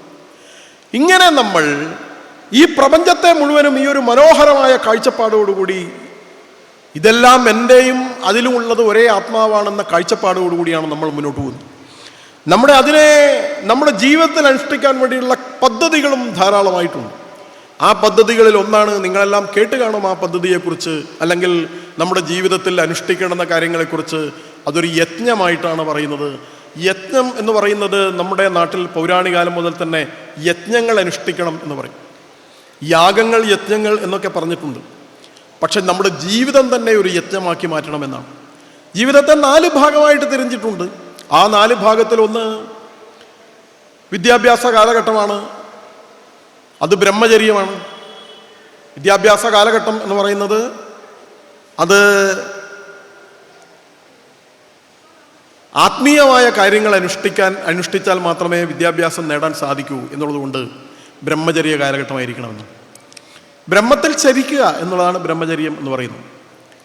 ആ ബ്രഹ്മചര്യം കഴിഞ്ഞാൽ പിന്നീട് നമുക്ക് ഗൃഹസ്ഥാശ്രമമാണ്. അതൊരു ആശ്രമം എന്നാണ് അതിന് പറയുക. ബ്രഹ്മചര്യാശ്രമം, ഗൃഹസ്ഥാശ്രമം. ഗൃഹസ്ഥാശ്രമം എന്ന് പറഞ്ഞാൽ നമ്മുടെ ഈ പ്രപഞ്ചത്തിൻ്റെ നിലനിൽപ്പ് അനിവാര്യമാണ്. അതുകൊണ്ട് വിവാഹം വേണം, കുട്ടികൾ വേണം, സൽസന്താനങ്ങൾ ഉണ്ടാകണം. അങ്ങനെ നമ്മൾ ഗൃഹസ്ഥാശ്രമിയായി കഴിഞ്ഞാൽ നമ്മുടെ കുടുംബത്തെ നല്ലൊരു ഗൃഹസ്ഥനായി, കുടുംബത്തെ നന്നായി സംരക്ഷിക്കുന്നവനായി മാറണം. പക്ഷേ അതോടൊപ്പം തന്നെ ഗൃഹസ്ഥാശ്രമി ചെയ്യേണ്ടതായിട്ട് പറയുന്ന ഒരു കാര്യമുണ്ട്. അത് അടുത്താശ്രമം വാനപ്രസ്ഥമാണ്. ഗൃഹസ്ഥാശ്രമം കഴിഞ്ഞ് കഴിഞ്ഞാൽ റിട്ടയർമെൻ്റ് ഉണ്ട്. എല്ലാ കാലവും താക്കോലും പിടിച്ച് പെട്ടിയും പിടിച്ച് ഇങ്ങനെ ഇരിക്കാൻ പാടില്ല. കുട്ടികളൊക്കെ വളർന്നു വരുന്ന സമയത്ത് കാര്യങ്ങളൊക്കെ അവരെ ഏൽപ്പിക്കണം. എന്നിട്ട് അല്പം റെസ്റ്റ് എടുക്കണം. വാനപ്രസ്ഥം എന്ന് പറയുന്നത് വിശ്രമ കാലഘട്ടമാണ്. ആ വാനപ്രസ്ഥാശ്രമം കഴിഞ്ഞാൽ പിന്നെ സന്യാസം എന്ന് പറയും. 4ാമത്തെ ആശ്രമം സന്യാസമാണ്. ആ വാനപ്രസ്ഥാശ്രമത്തിൽ കുടുംബവുമായിട്ട് ബന്ധമുണ്ട്, പക്ഷേ അറ്റാച്ച്മെൻറ്റും ഉണ്ട്, ഡിറ്റാച്ച്മെൻറ്റും ഉണ്ട് എന്നുള്ളതാണ്. പക്ഷേ സന്യാസത്തിൽ അറ്റാച്ച്മെൻറ്റേ ഇല്ല. പിന്നെ എന്തിനു വേണ്ടിയാണോ താനീ ഭൂമിയിൽ ജനിച്ചത് അത് നേടിയെടുക്കാൻ വേണ്ടിയിട്ടുള്ള അവസാനത്തെ പരിശ്രമമാണ് സന്യാസം. അത് മോക്ഷമാണ്. മോക്ഷം എന്ന് പറയുന്നത് മോഹത്തിൻ്റെ ക്ഷയത്തിലൂടെ മാത്രമേ മോക്ഷം ഉണ്ടാവുകയുള്ളൂ. അപ്പോൾ ആഗ്രഹങ്ങളില്ലാതിരിക്കണം. ആഗ്രഹങ്ങളില്ലാതെ ജീവിക്കുന്നതാണ് സന്യാസം. ത്യാഗമനസ്ഥിതിയാണ് വളരേണ്ടത്. അങ്ങനെ സന്യാസം എന്ന് പറയുന്ന അവസാനത്തെ ആശ്രമമുണ്ട്. അതിനെ ചതുരാശ്രമം എന്ന് പറയും. അങ്ങനെ ജീവിതത്തെ നാലായി തിരിച്ചിരിക്കുന്നു. പുരുഷാർത്ഥമുണ്ട്, ചതുർവിധ പുരുഷാർത്ഥം എന്ന് പറയും. ആ പുരുഷാർത്ഥമാണ് നമ്മുടെ ഈ ആത്മീയതയിലേക്ക് പോകാനുള്ള, നേടിയെടുക്കാൻ വേണ്ടിയിട്ടുള്ള ഏറ്റവും വലിയ മാർഗമായി പറയുന്നത്. ലക്ഷ്യം മോക്ഷമാണ്. മോക്ഷം എന്ന് പറഞ്ഞാൽ ഈശ്വരത്വത്തിൽ ലയിച്ചു ചേരുക എന്നുള്ളതാണ്. മനുഷ്യന് മാത്രമാണ് ഈ മോക്ഷം എന്ന് പറയുന്ന സംഗതിയുള്ളത്. മറ്റൊരു ജീവജാലത്തിനും മോക്ഷം കിട്ടില്ല. നമ്മൾ എന്തിനാണ് ഇവിടെ ജനിച്ചത് എന്നുള്ള ചോദ്യത്തിന് ഉത്തരം ഈ മോക്ഷം നേടാൻ വേണ്ടിയാണ് എന്നുള്ളതാണ്. അപ്പം അതുകൊണ്ട് മോക്ഷമാണ് ഏറ്റവും ഉയർന്ന തലം. ഒരു കെട്ടിടമെടുത്താൽ, വീടെടുത്താൽ ആ വീടിൻ്റെ മേൽക്കൂരയാണ് മോക്ഷം എന്ന് പറയാം. അതിന് ചുവരുകൾ വേണം. ആ ചുവരുകളാണ് അർത്ഥവും കാമവും. അർത്ഥം എന്ന് പറഞ്ഞാൽ സമ്പത്താണ്, കാമം എന്ന് പറഞ്ഞാൽ ആഗ്രഹമാണ്. അങ്ങനെ അർത്ഥകാമങ്ങളാകുന്ന ചുമരും അതുപോലെ തന്നെ മേൽക്കൂരയാകുന്ന മോക്ഷമുണ്ട്. പക്ഷെ ഒരു കെട്ടിടം നിലനിൽക്കണമെങ്കിൽ ഇതുണ്ടായാൽ പോരാ. അതിൻ്റെ അടിസ്ഥാനമാണ്, അതിൻ്റെ അടിത്തറയാണ് ധർമ്മം എന്ന് പറയുന്നത്. ധർമ്മമാണ് അടിത്തറ. അപ്പൊ ധർമ്മത്തിൻ്റെ അടിത്തറയിൽ അത് ബലിഷ്ഠമായാലേ, അത് ഉറപ്പുള്ളതായാൽ മാത്രമേ ഈ ശരീരം നിലനിൽക്കുകയുള്ളൂ. എങ്കിലേ ഈ മോക്ഷം നേടാൻ സാധിക്കുകയുള്ളൂ. അതുകൊണ്ട് ധർമ്മം എന്നത് വളരെ പ്രധാനപ്പെട്ട ഒരു വാക്കാണ് നമ്മുടേത്. സനാതന ധർമ്മം. ഞാൻ മനസ്സിലാക്കുന്ന ഇവിടെ ധർമ്മപ്രഭാഷണ പരമ്പരയായിരിക്കും. സനാതന ധർമ്മത്തെക്കുറിച്ചുള്ള പ്രഭാഷണമാണ്. ധർമ്മം എന്ന് പറയുന്നത് ഏറ്റവും അടിസ്ഥാനമാണ്. നമ്മളിപ്പോൾ ഈ മണ്ഡലകാലത്ത് പറയുമ്പം ആരാണ് ശാസ്താവ്? ധർമ്മശാസ്ത്രമാണ്. ഭഗവാൻ എന്തിനാണ് അവതരിച്ചത്? ധർമ്മത്തെ രക്ഷിക്കാൻ വേണ്ടിയാണ്. അപ്പൊ ധർമ്മം എന്ന് പറയുന്നത് വളരെ വളരെ പ്രധാനമാണ്. ഗീതയുണ്ട്. ഭഗവത്ഗീതയുടെ 700 ശ്ലോകങ്ങളിൽ ഒന്നാമത്തെ ശ്ലോകത്തിലെ ഒന്നാമത്തെ വാക്കെന്താണ്? ധർമ്മമാണ്. ധർമ്മക്ഷേത്രേ കുരുക്ഷേത്രേ സമവേദായുത്സുവ മാമക പാണ്ഡവശ്ചൈവ കിമകുർവിദ സഞ്ജയ. അതാണ് ഒന്നാമത്തെ ശ്ലോകം. അപ്പൊ ഏറ്റവും പ്രധാനപ്പെട്ടതായതുകൊണ്ടാണ് ഒന്നാമത്തെ ശ്ലോകത്തിൽ തന്നെ ധർമ്മം എന്ന് വന്നത്. ഗീതയിലെ 700-ാമത്തെ ശ്ലോകമുണ്ട്. 700-ാമത്തെ ശ്ലോകത്തിലെ ഏറ്റവും അവസാനത്തെ വരിയിലെ ഏറ്റവും അവസാനത്തെ വാക്ക് എന്ന് പറയുന്നത് മമ എന്നാണ്. എത്ര യോഗേശ്വര കൃഷ്ണ എത്ര വാർത്തോ ധനുധര തത്ര ശ്രീ വിജയ ഭൂതിർ ധ്രുവ നീതിർ മതിർ മമ എന്നാണ് 700-ാമത്തെ ശ്ലോകം. ആ 700-ാമത്തെ ശ്ലോകത്തിലെ അവസാനത്തെ വാക്ക് മമ എന്നാണ്, എൻ്റെ എന്നാണ്. അപ്പൊ ഒന്നാമത്തെ ശ്ലോകത്തിൽ ധർമ്മം എന്നും അവസാനത്തെ ശ്ലോകത്തിലെ അവസാനത്തെ വാക്കായിട്ട് മമ എന്ന് പറയുമ്പോൾ മമധർമ്മ എന്നാണ് ഗീതയുടെ ആദ്യത്തെയും അവസാനത്തെയും ശ്ലോകത്തിലെ ആദ്യത്തെയും അവസാനത്തെയും വാക്കുകളൊന്ന് തിരിച്ചിട്ടാൽ കിട്ടുക മമധർമ്മം എന്നാണ്. എൻ്റെ ധർമ്മം എന്നാണ്. എൻ്റെ ധർമ്മം, എൻ്റെ ഡ്യൂട്ടി, എൻ്റെ ഉത്തരവാദിത്വം, അതാണ് എൻ്റെ ധർമ്മം എന്ന് പറയുന്നത്. അവസാനത്തെ ശ്ലോകത്തിൽ ഇങ്ങനെ പറയുന്നുണ്ട്, എത്ര യോഗേശ്വര കൃഷ്ണ.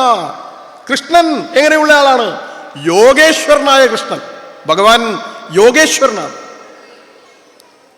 കൂടെ ആരും കൂടി ഉണ്ടാകണം എന്നാണ് പറയുന്നത്.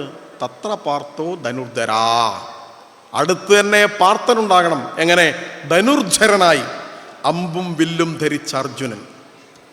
ഭഗവാൻ കൃഷ്ണൻ യോഗേശ്വരനായ കൃഷ്ണൻ, ഇപ്പുറത്ത് അമ്പും വില്ലും ധരിച്ച അർജുനൻ. ഇങ്ങനെ രണ്ടുപേരും ഒരുമിച്ച് നിന്നാൽ എന്തുണ്ടാകും എന്നാണ് ഗീത പറയുന്നത്. തത്ര ശ്രീ, ഐശ്വര്യം, വിജയം, ഭൂതി. നമുക്ക് വേണ്ടുന്നതെല്ലാം, വിജയമുണ്ടാവും, ഐശ്വര്യം ഉണ്ടാവും, സമ്പത്തുണ്ടാവും, എല്ലാം ഉണ്ടാവും. ഇത് രണ്ടും ഒരുമിച്ച് നിൽക്കണം. ഭഗവാന്റെ ചൈതന്യത്തോടൊപ്പം ക്ഷാത്രവീര്യത്തിന്റെ ഉജ്ജ്വല തേജസ്സും കൂടി അടുത്തുണ്ടാകണം. അമ്പും വില്ലും വേണം, ആയുധവും വേണം. അത് വേണം. ധർമ്മരക്ഷയ്ക്ക് വേണ്ടി ആയുധവും വേണം. ഇത് രണ്ടും ഒരുമിച്ചുണ്ടാകണമെന്നാണ് ഭഗവാൻ പറയുന്നത്. അതുകൊണ്ട് ധർമ്മം എന്നത് യഥാ അഭ്യുദയ നിശ്രേയസ സിദ്ധിസ ധർമ്മം എന്ന് ധർമ്മത്തിന്റെ നിർവചനം. അഭ്യുദയം എന്ന് പറയുന്നത് ഭൗതികമായ പുരോഗതിയാണ്. നിശ്രേയസ് എന്ന് പറഞ്ഞാൽ ആത്മീയമായ പുരോഗതിയാണ്. ആത്മീയവും ഭൗതികവുമായ നമ്മുടെ എല്ലാ പുരോഗതിയും നമുക്കുണ്ടാക്കി തരുന്നതാണ് ധർമ്മം എന്ന് പറയുന്നത്. അതുകൊണ്ട് ഞാൻ നേരത്തെ പറഞ്ഞ പുരുഷാർത്ഥം എന്നാണ് പറയാ.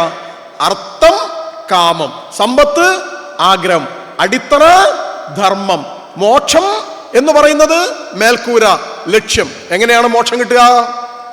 മോക്ഷത്തിന് വേണ്ടിയാണ് നമ്മൾ ഈ ജന്മം നമുക്ക് കിട്ടിയിരിക്കും. പുനരഭി ജനനം, പുനരഭി മരണം, പുനരഭി ജനനി ജഡരേശ്വയനം എന്ന് ശങ്കരാചാര്യർ പറയും. വളരെ അപൂർവമായിട്ട് നമുക്ക് കിട്ടുന്നതാണ് ഈ മനുഷ്യജന്മം എന്ന് പറയുന്നത്. ഈ മനുഷ്യജന്മം നമുക്ക് കിട്ടിയിരിക്കുകയാണ്. അത് മോക്ഷമാണ് നമ്മുടെ ലക്ഷ്യം എന്നാണ് പറയുന്നത്. അല്ലാതെ ബാക്കിയൊന്നുമല്ല. ബാക്കിയെല്ലാം അതിൽ താഴെയാണ്. മോക്ഷമാണ് ലക്ഷ്യം ആത്യന്തികമായി. ബാക്കിയുള്ളവർക്ക് സ്വർഗമാണ്. മറ്റു മതസ്ഥർ അവരുടെ ലക്ഷ്യം എന്താണ്? സ്വർഗമാണ്. നമ്മളതിലും സ്വർഗമൊക്കെ ഉണ്ട്.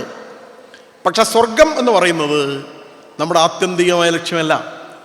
മോക്ഷം എന്ന് പറയുന്ന പരമപദ പ്രാപ്തിയിലേക്കുള്ള ഈശ്വരത്വത്തിലേക്ക് സമ്പൂർണമായി വന്നേടത്ത് തിരിച്ചു നിന്ന് അതിൽ ലയിച്ചു ചേരാൻ വേണ്ടിയിട്ടുള്ള നമ്മുടെ മഹത്തരമായ യാത്രയിലെ വഴിയിൽ കാണുന്ന മനോഹരമായ വഴിയോര കാഴ്ച മാത്രമാകുന്നു സ്വർഗം. നമ്മൾ അവിടെ നിന്ന് ഇങ്ങനെ തിരിഞ്ഞു കളിച്ചാൽ സ്വർഗം കണ്ടു അവിടെ ഇറങ്ങി നമ്മൾ ഈ ചിലയിടത്തൊക്കെ പോയാൽ റൈഡിങ്, ഇത് കറങ്ങുന്നത്, വെള്ളത്തിൽ നീന്തുന്നത്, അതുപോലത്തെ പല സ്ഥലത്തിൽ നമ്മൾ പോകുമല്ലോ. അങ്ങനെ പോയാൽ അതിൽ തന്നെ ഈ സ്വർഗമാണ് മോക്ഷം ഏറ്റവും പ്രധാനം എന്ന് പറഞ്ഞിട്ട് അവിടെ നിൽക്കാൻ പാടില്ല. ബാക്കിയുള്ളവർക്ക് അവിടം വരെയുള്ളൂ. നമ്മൾ അവിടെ നിൽക്കുന്നില്ല. അവിടെ സുഖമുണ്ട്. പക്ഷേ അവിടെയുള്ള സുഖം, ആ സുഖത്തിനും വൃദ്ധിക്ഷയങ്ങളുണ്ട്. സുഖം ക്ഷയിക്കും. അപ്പൊ സുഖം ക്ഷയിച്ചാൽ എന്താവും? നമ്മളിവിടുന്ന് സ്വർഗത്തിലേക്കുള്ള ധാർമ്മിക പ്രവൃത്തിയൊക്കെ നടത്തി സ്വർഗത്തിലേക്ക് പോയി, ഭൂമിയിൽ നിന്ന് സ്വർഗത്തിലേക്ക് പോയി. എന്നിട്ട് ഇവിടുന്ന് കൊണ്ടുപോയത് അവിടുന്ന് തീർന്നു പോയാൽ, ഡിപ്പോസിറ്റ് അവിടെ തീർന്നു പോയാൽ പിന്നെന്ത് ചെയ്യും? ATM കാർഡൊന്നുമില്ല അവിടെ, അങ്ങനത്തെ ഏർപ്പാടൊന്നുമില്ല. അപ്പൊ സ്വർഗത്തിൽ നിന്ന് നമ്മുടെ സുഹൃതി ക്ഷയം വന്നാൽ, സുഹൃതമില്ലാതായാൽ ഠിം എന്ന് പറഞ്ഞിട്ട് അവിടുന്ന് താഴത്തേക്ക് ഡീപ്രൊമോഷൻ, ഭൂമിയിലേക്ക് വരും. ഭൂമിയിൽ നിന്ന് താഴത്തേക്ക് പോകും. അതാണ് ഈ നരകം എന്നൊക്കെ പറയുന്നത്. അപ്പൊ ഈ നരകമുണ്ട്, സ്വർഗമുണ്ട്, ഭൂമിയുണ്ട് എന്ന് പറഞ്ഞാൽ അത് അങ്ങോട്ടും ഇങ്ങോട്ടും പോയി കളിക്കും. പക്ഷെ അതിനപ്പുറത്തേക്ക് മോക്ഷം എന്ന് പറയുന്ന തലത്തിലേക്ക് എത്തിക്കഴിഞ്ഞാൽ പിന്നെ താഴത്തേക്കില്ല, ഡീപ്രൊമോഷൻ ഇല്ല. കാരണം അത് ഈശ്വരത്വത്തിലേക്കുള്ള അതാണ് ലക്ഷ്യം. ആ ലക്ഷ്യമാണ് നമ്മുടെ മുന്നിലുള്ള മാർഗം. ആ മാർഗമായിട്ടാണ് നമ്മൾ ചതുർവിധ പുരുഷാർത്ഥം എന്ന് പറയും. നേരത്തെ പറഞ്ഞ ധർമ്മം അടിസ്ഥാനം. ധർമ്മത്തെ അടിസ്ഥാനമാക്കി, ഞാൻ ഒറ്റ വാചകത്തിൽ അങ്ങ് പറയാം, ധർമ്മത്തെ അടിസ്ഥാനമാക്കി, അർത്ഥകാമങ്ങളെ അടിസ്ഥാനമാക്കി ജീവിച്ചാൽ, ഉപയോഗിച്ചാൽ, സമ്പത്തിനെയും ആഗ്രഹങ്ങളെയും ധർമ്മത്തെ അടിസ്ഥാനമാക്കി ഉപയോഗിച്ച് ജീവിച്ചാൽ ഒരു മനുഷ്യന് സ്വാഭാവികമായി കൈവരുന്ന അവസ്ഥയാണ് മോക്ഷം. അതിന് വേറെ തപസ്സം ചെയ്യണ്ട. നമ്മൾ ധർമ്മത്തിൻ്റെ അടിസ്ഥാനത്തിൽ ജീവിക്കുക, ധാർമ്മിക ജീവിതം നയിക്കുക. സമ്പത്തിനെ എങ്ങനെ ഉപയോഗിക്കണം? ധർമ്മത്തിൻ്റെ അടിസ്ഥാനത്തിൽ ഉപയോഗിക്കണം. ആഗ്രഹങ്ങൾ എങ്ങനെയായിരിക്കണം? ധർമ്മത്തിൻ്റെ അടിസ്ഥാനത്തിൽ ആഗ്രഹിക്കുക. ധർമ്മത്തിൻ്റെ അടിസ്ഥാനത്തിൽ ശരിയെങ്കിലേ ആഗ്രഹിക്കാവൂ, ശരിയെങ്കിലേ നമ്മൾ സ്വീകരിക്കാവൂ. അപ്പൊ ബേസ് എന്ന് പറയുന്നത്, മാറ്റുരകല്ല് എന്ന് പറയുന്നത് ധർമ്മമാണ്. ആ ധർമ്മത്തിൻ്റെ അടിസ്ഥാനത്തിൽ മാത്രമേ നമ്മൾ, അതുകൊണ്ട് ധർമ്മം എന്ന് പറയുന്നത് നമ്മുടെ സനാതന ധർമ്മത്തിൽ ഏറ്റവും, അതുകൊണ്ടാണ് വിവേകാനന്ദ സ്വാമികൾ വിദേശത്ത് പോയവരോട് പ്രസംഗിക്കുമ്പോൾ ഞങ്ങളുടെ ഭാഷയിൽ, സംസ്കൃതത്തിൽ ഒരു വാക്കുണ്ട് ധർമ്മം എന്നത്. അതിന് സമാനമായ ഒരു വാക്ക് നിങ്ങളുടെ ഇംഗ്ലീഷ് ഭാഷയിലില്ല എന്ന് അവരോട് പറഞ്ഞു. നമ്മുടെ ധർമ്മം എന്നതിന് സമാനമായിട്ട് അവർ ഉപയോഗിക്കുന്ന വാക്ക് റിലീജിയൻ. റിലീജിയൻ എന്ന് പറഞ്ഞാൽ മതമാണ്. മതവും ധർമ്മവും രണ്ടും രണ്ടാണ്. മതവും ധർമ്മം തമ്മിൽ കടലും കടലാടിയും തമ്മിലുള്ള വ്യത്യാസമുണ്ട്. മതം വേറെയാണ്, ധർമ്മം വേറെയാണ്. അതുകൊണ്ട് ഈ ധർമ്മത്തെ ആചരിച്ച് ജീവിക്കാൻ വേണ്ടി നല്ലോണം മോക്ഷം കിട്ടുക, അതിനുവേണ്ടി യജ്ഞമാക്കണം, ജീവിതം യജ്ഞപൂർണ്ണമാക്കണം എന്നും അതിന് പഞ്ചമഹായജ്ഞങ്ങൾ എന്ന ഒരു ജീവിത പദ്ധതിയും കൂടി ആവിഷ്കരിക്കും. ഞാനിപ്പോൾ പറയുന്ന ഈ കാര്യം നിശ്ചയമായിട്ടും നമ്മൾ നേരത്തെ കേട്ടതായിരിക്കും. പഞ്ചമഹായജ്ഞങ്ങൾ എന്നുള്ളത്, പഞ്ചം എന്ന് പറഞ്ഞാൽ 5 എണ്ണമാണ്. ഈ പഞ്ചമഹായജ്ഞങ്ങളാണ് ഹിന്ദു ജീവിത രീതിയുടെ അടിസ്ഥാനം. അതിലൊന്ന് ഋഷിയജ്ഞമാണ്. ഋഷി എന്ന് പറഞ്ഞാൽ ഗുരു, ആചാര്യൻ, താപസന്മാർ, നമ്മുടെ മുനിമാർ. അവരാണ് നമ്മുടെ ഈ അറിവ് മുഴുവനും നമുക്ക് നൽകിയത്. ഈ പറയുന്ന എല്ലാ കാര്യങ്ങളും നമുക്ക് നൽകിയത് ഋഷിമാരാണ്. ഭാരതവർഷത്തിലെ പൂർവരാം ഋഷീന്ദ്രന്മാർ പാരിനുള്ള അടിക്കല്ല് പാർത്തെറിഞ്ഞു കണ്ടോർ എന്നൊക്കെ കവിവാക്യം നമ്മൾ കേട്ടിട്ടുണ്ടാവും. വയലാർ രാമവർമ്മ, അദ്ദേഹം ഒരു വിപ്ലവ കവിയായിരുന്നല്ലോ. പിന്നീട് അദ്ദേഹം എഴുതിയ മനോഹരമായ ചില കവിതകളുണ്ട്, ഭാരതീയ ദർശനത്തെ അടിസ്ഥാനമാക്കിയൊക്കെയുള്ള കവിതകൾ, വയലാറിൻ്റെ. അതിലൊന്നാണ് സർഗസംഗീതം എന്നൊരു കവിതയുണ്ട്. അതിൻ്റെ തുടക്കത്തിൽ ഇങ്ങനെയാണ് പറയുന്നത്: അരണ്യാന്തര, കൊടുങ്കാട്ടിൻ്റെ ഉള്ളിൽ, ഗഹ്വരോദര, ഗുഹയുടെ ഉള്ളിൽ, അരണ്യാന്തര ഗഹ്വരോദര തപസ്ഥാനങ്ങളിൽ, തപസ് എന്ന സ്ഥലത്ത്, സൈന്ധവോദാര ശ്യാമ മനോഭിരാമ പുളിനോ പാന്തപ്രദേശങ്ങളിൽ, സിന്ധു നദീ തീരങ്ങളിലെ ഏറ്റവും മനോഹരമായ ശാന്തസ്ഥലികളിൽ, ആരന്തർമുഖമിരുന്നി പ്രപഞ്ച പരിണാമോദ്ഭിന്ന സർഗക്രിയാസാരം തേടിയലഞ്ഞു പണ്ട് അവരിലെ ചൈതന്യമെൻ ദർശനം എന്നാണ്. ആരാണോ ചമ്രം പടിഞ്ഞിരുന്ന് ഉള്ളിലേക്ക് നോക്കിക്കൊണ്ട്, ആരന്തർമുഖമിരുന്ന് ആത്മാന്വേഷണം നടത്തിക്കൊണ്ട്, സെൽഫ് സെർച്ചിങ് നടത്തിക്കൊണ്ട്, തൻ്റെ ഉള്ളിലേക്ക് തിരിഞ്ഞുകൊണ്ട് ആരാണോ തപസ് ചെയ്തിരുന്നത്, ആരന്തർമുഖമിരുന്നി പ്രപഞ്ച പരിണാമോദ്ഭിന്ന സർഗക്രിയാസാരം തേടിയലഞ്ഞു പണ്ട് അവരിലെ ചൈതന്യം ആണ് എൻ്റെ ദർശനം എന്ന് വയലാർ പറയുന്നുണ്ട്. ആ ഋഷീശ്വരന്മാരുടെ ചൈതന്യമാണ്, അവരുടെ ദർശനത്തിൻ്റെ സുഗന്ധമാണ് എൻ്റെ ഉള്ളിലെ ദർശനം എന്ന് അദ്ദേഹം പറയുകയുണ്ടായി. അതുകൊണ്ട് മനോഹരമായ ഈ വാക്കുകളിലൂടെ നമുക്ക് മനസ്സിലാവുന്നത്, ഈ ഋഷിമാർ എന്ന് പറയുന്നവർ അവർ മുനികളായിരുന്നു, അവർ മൗനികളായിരുന്നു. പക്ഷെ അവരുടെ മൗനം പലപ്പോഴും വാചാലമായിരുന്നു. അവരാണ് ലോകത്തിന് വേണ്ടിയിട്ടുള്ള ഏറ്റവും മഹത്തരമായ ദർശനങ്ങൾ നമുക്ക് വേണ്ടി പകർന്നത്. അതുകൊണ്ട് അവർ പറഞ്ഞു വെച്ച മഹാഗ്രന്ഥങ്ങളെ പഠിക്കുക, അതിൻ്റെ മനസ്സിലാക്കുക, നമുക്കറിയാവുന്നതുപോലെ മനസ്സിലാക്കുക, മറ്റുള്ളവർക്ക് പകർന്നു കൊടുക്കുക. ഇതാണ് ഋഷിയജ്ഞം എന്ന് പറയുന്നത്. നമ്മുടെ ഗ്രന്ഥങ്ങൾ, നമ്മുടെ മഹാഗ്രന്ഥങ്ങൾ, അതിനെക്കുറിച്ചൊക്കെ നമുക്ക് ആവുന്ന രീതിയിൽ വായിക്കുക, ആവുന്ന രീതിയിൽ പഠിക്കുക. അതിനു വേണ്ടിയിട്ടുള്ള കേന്ദ്രങ്ങൾ, ഇപ്പോൾ വിദ്യാലയങ്ങൾ ഒരു കേന്ദ്രമാണ്, ക്ഷേത്രമുണ്ട്, ക്ഷേത്രത്തിൻ്റെ സത്സംഗം എന്ന് പറയുന്നത് അതിൻ്റെ ഒരു കേന്ദ്രമാണ്, ക്ഷേത്രത്തിൽ മതപാഠശാലയുണ്ടെങ്കിൽ അതൊരു കേന്ദ്രമാണ്. നമ്മൾ ഏതെങ്കിലും തരത്തിൽ നമ്മൾക്കറിയാവുന്ന കാര്യങ്ങൾ മറ്റുള്ളവർക്ക് പറഞ്ഞു കൊടുക്കുക എന്നുള്ളത് ഋഷിയജ്ഞമാണ്. അതുകൊണ്ട് ഋഷിയജ്ഞം എന്ന് പറഞ്ഞാൽ പൂർവികന്മാർ നമുക്ക് നൽകിയ അറിവുകൾ, ആ അറിവുകൾ മനസ്സിലാക്കി അടുത്ത തലമുറയിലേക്കോ അറിയാത്തവർക്കോ അത് പറഞ്ഞു കൊടുക്കുക എന്നുള്ളത് ഒരു യജ്ഞമാണ്. ആ യജ്ഞത്തെയാണ് ഋഷിയജ്ഞം എന്ന് പറയുന്നത്. അടുത്ത ഒരു യജ്ഞം ദേവയജ്ഞമാണ്. ദേവൻ എന്ന് പറയുമ്പോൾ നമ്മൾ ഈശ്വര ചൈതന്യത്തെയാണ് ദേവൻ എന്ന് പറയുന്നത്. പക്ഷെ നമ്മൾ ദേവതകളെ രൂപമായി കാണാറുണ്ട്. ദേവന്മാരുടെ ഒരു പ്രത്യേകത, ദേവന്മാർ ശരീരികളല്ല. ദേവന്മാരുടെ ശരീരം നമ്മൾ കാണില്ല, പക്ഷെ ദേവന്മാരെല്ലായിടത്തും ഉണ്ട്. നമ്മളും ദേവന്മാരും തമ്മിലുള്ള വ്യത്യാസം ഒന്ന് മാത്രമാണ്. അതായത് അവർക്ക് ശരീരം നമ്മൾ ദൃശ്യമല്ല, പക്ഷെ അവർക്ക് ബുദ്ധിയുണ്ട്, അവർക്ക് ആത്മാവുണ്ട്, അവർക്ക് ആസ്വാദനമുണ്ട്, അവരെല്ലാം അറിയുന്നുണ്ട്. അപ്പൊ അവര് ദേവന്മാർ എന്ന് പറഞ്ഞാൽ അവർക്ക് വേണ്ടി അവരെ പ്രീതിപ്പെടുത്തുന്ന കാര്യങ്ങൾ ചെയ്യുക. ക്ഷേത്രം അതിൻ്റെ ഒരു മാർഗമാണ്. ഞാൻ വിശദീകരിക്കുന്നില്ല. ക്ഷേത്രം ദേവയജ്ഞത്തിലെ ഒരു ഭാഗമാണ് ക്ഷേത്രം. നമ്മളിവിടെ ദേവതകളെ പൂജിക്കുന്നുണ്ട്, മാല എണീക്കുന്നുണ്ട്, നമ്മൾ ഉള്ളിൽ പോയി തൊഴുതില്ലേ? ഇത്ര മനോഹരമായ ചാർത്താണ് അവിടെ ഉള്ളത്. അത് ദേവന് വളരെ വളരെ ഹിതകരമാണ്, വളരെ ഇഷ്ടമാണ്.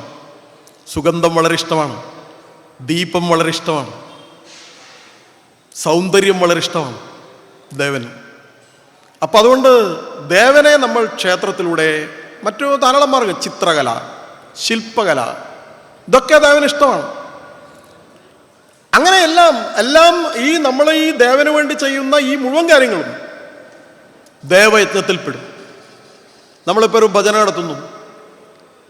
ഭജന എങ്ങനെയും നടത്താം, ഭജന പലതരത്തിൽ നടത്താം. നമ്മളെ ദൈവങ്ങളെ എന്ത് വിളിക്കാം? നമ്മൾ കൃഷ്ണനെ നമ്മളെ എന്ത് വിളിക്കും?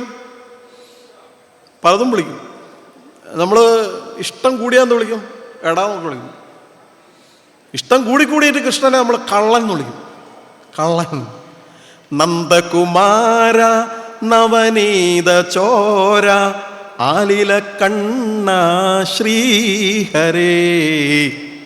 നവനീത ചോര എന്ന് വിളിച്ചാൽ വെണ്ണ കള്ള എന്നാണ്. നമുക്ക് നമ്മുടെ ഈശ്വരനെ കള്ള എന്ന് വിളിക്കാം. വേറെ ഏതെങ്കിലും ആളുകൾ അവരുടെ ദൈവത്തെ കള്ളാന്ന് അവരെ വിളിച്ചിട്ടുണ്ടോ? തല ശരീരത്തിലുണ്ടാവില്ല.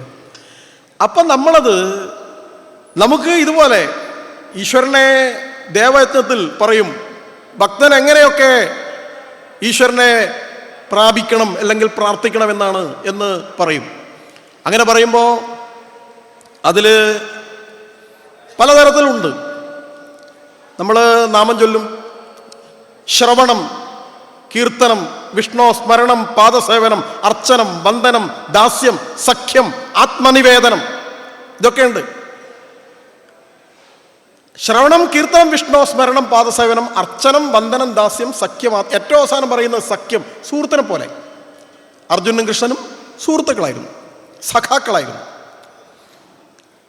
പിന്നെ ഏറ്റവും അവസാനത്തുണ്ട് ആത്മനിവേദനം എന്ന് പറയും. അത് കരള് പറിച്ചുകൊണ്ട് സമർപ്പിക്കലാണ് ആത്മനിവേദനം എന്ന് പറയുന്നത്. സമ്പൂർണമായ സമർപ്പണമാണ്.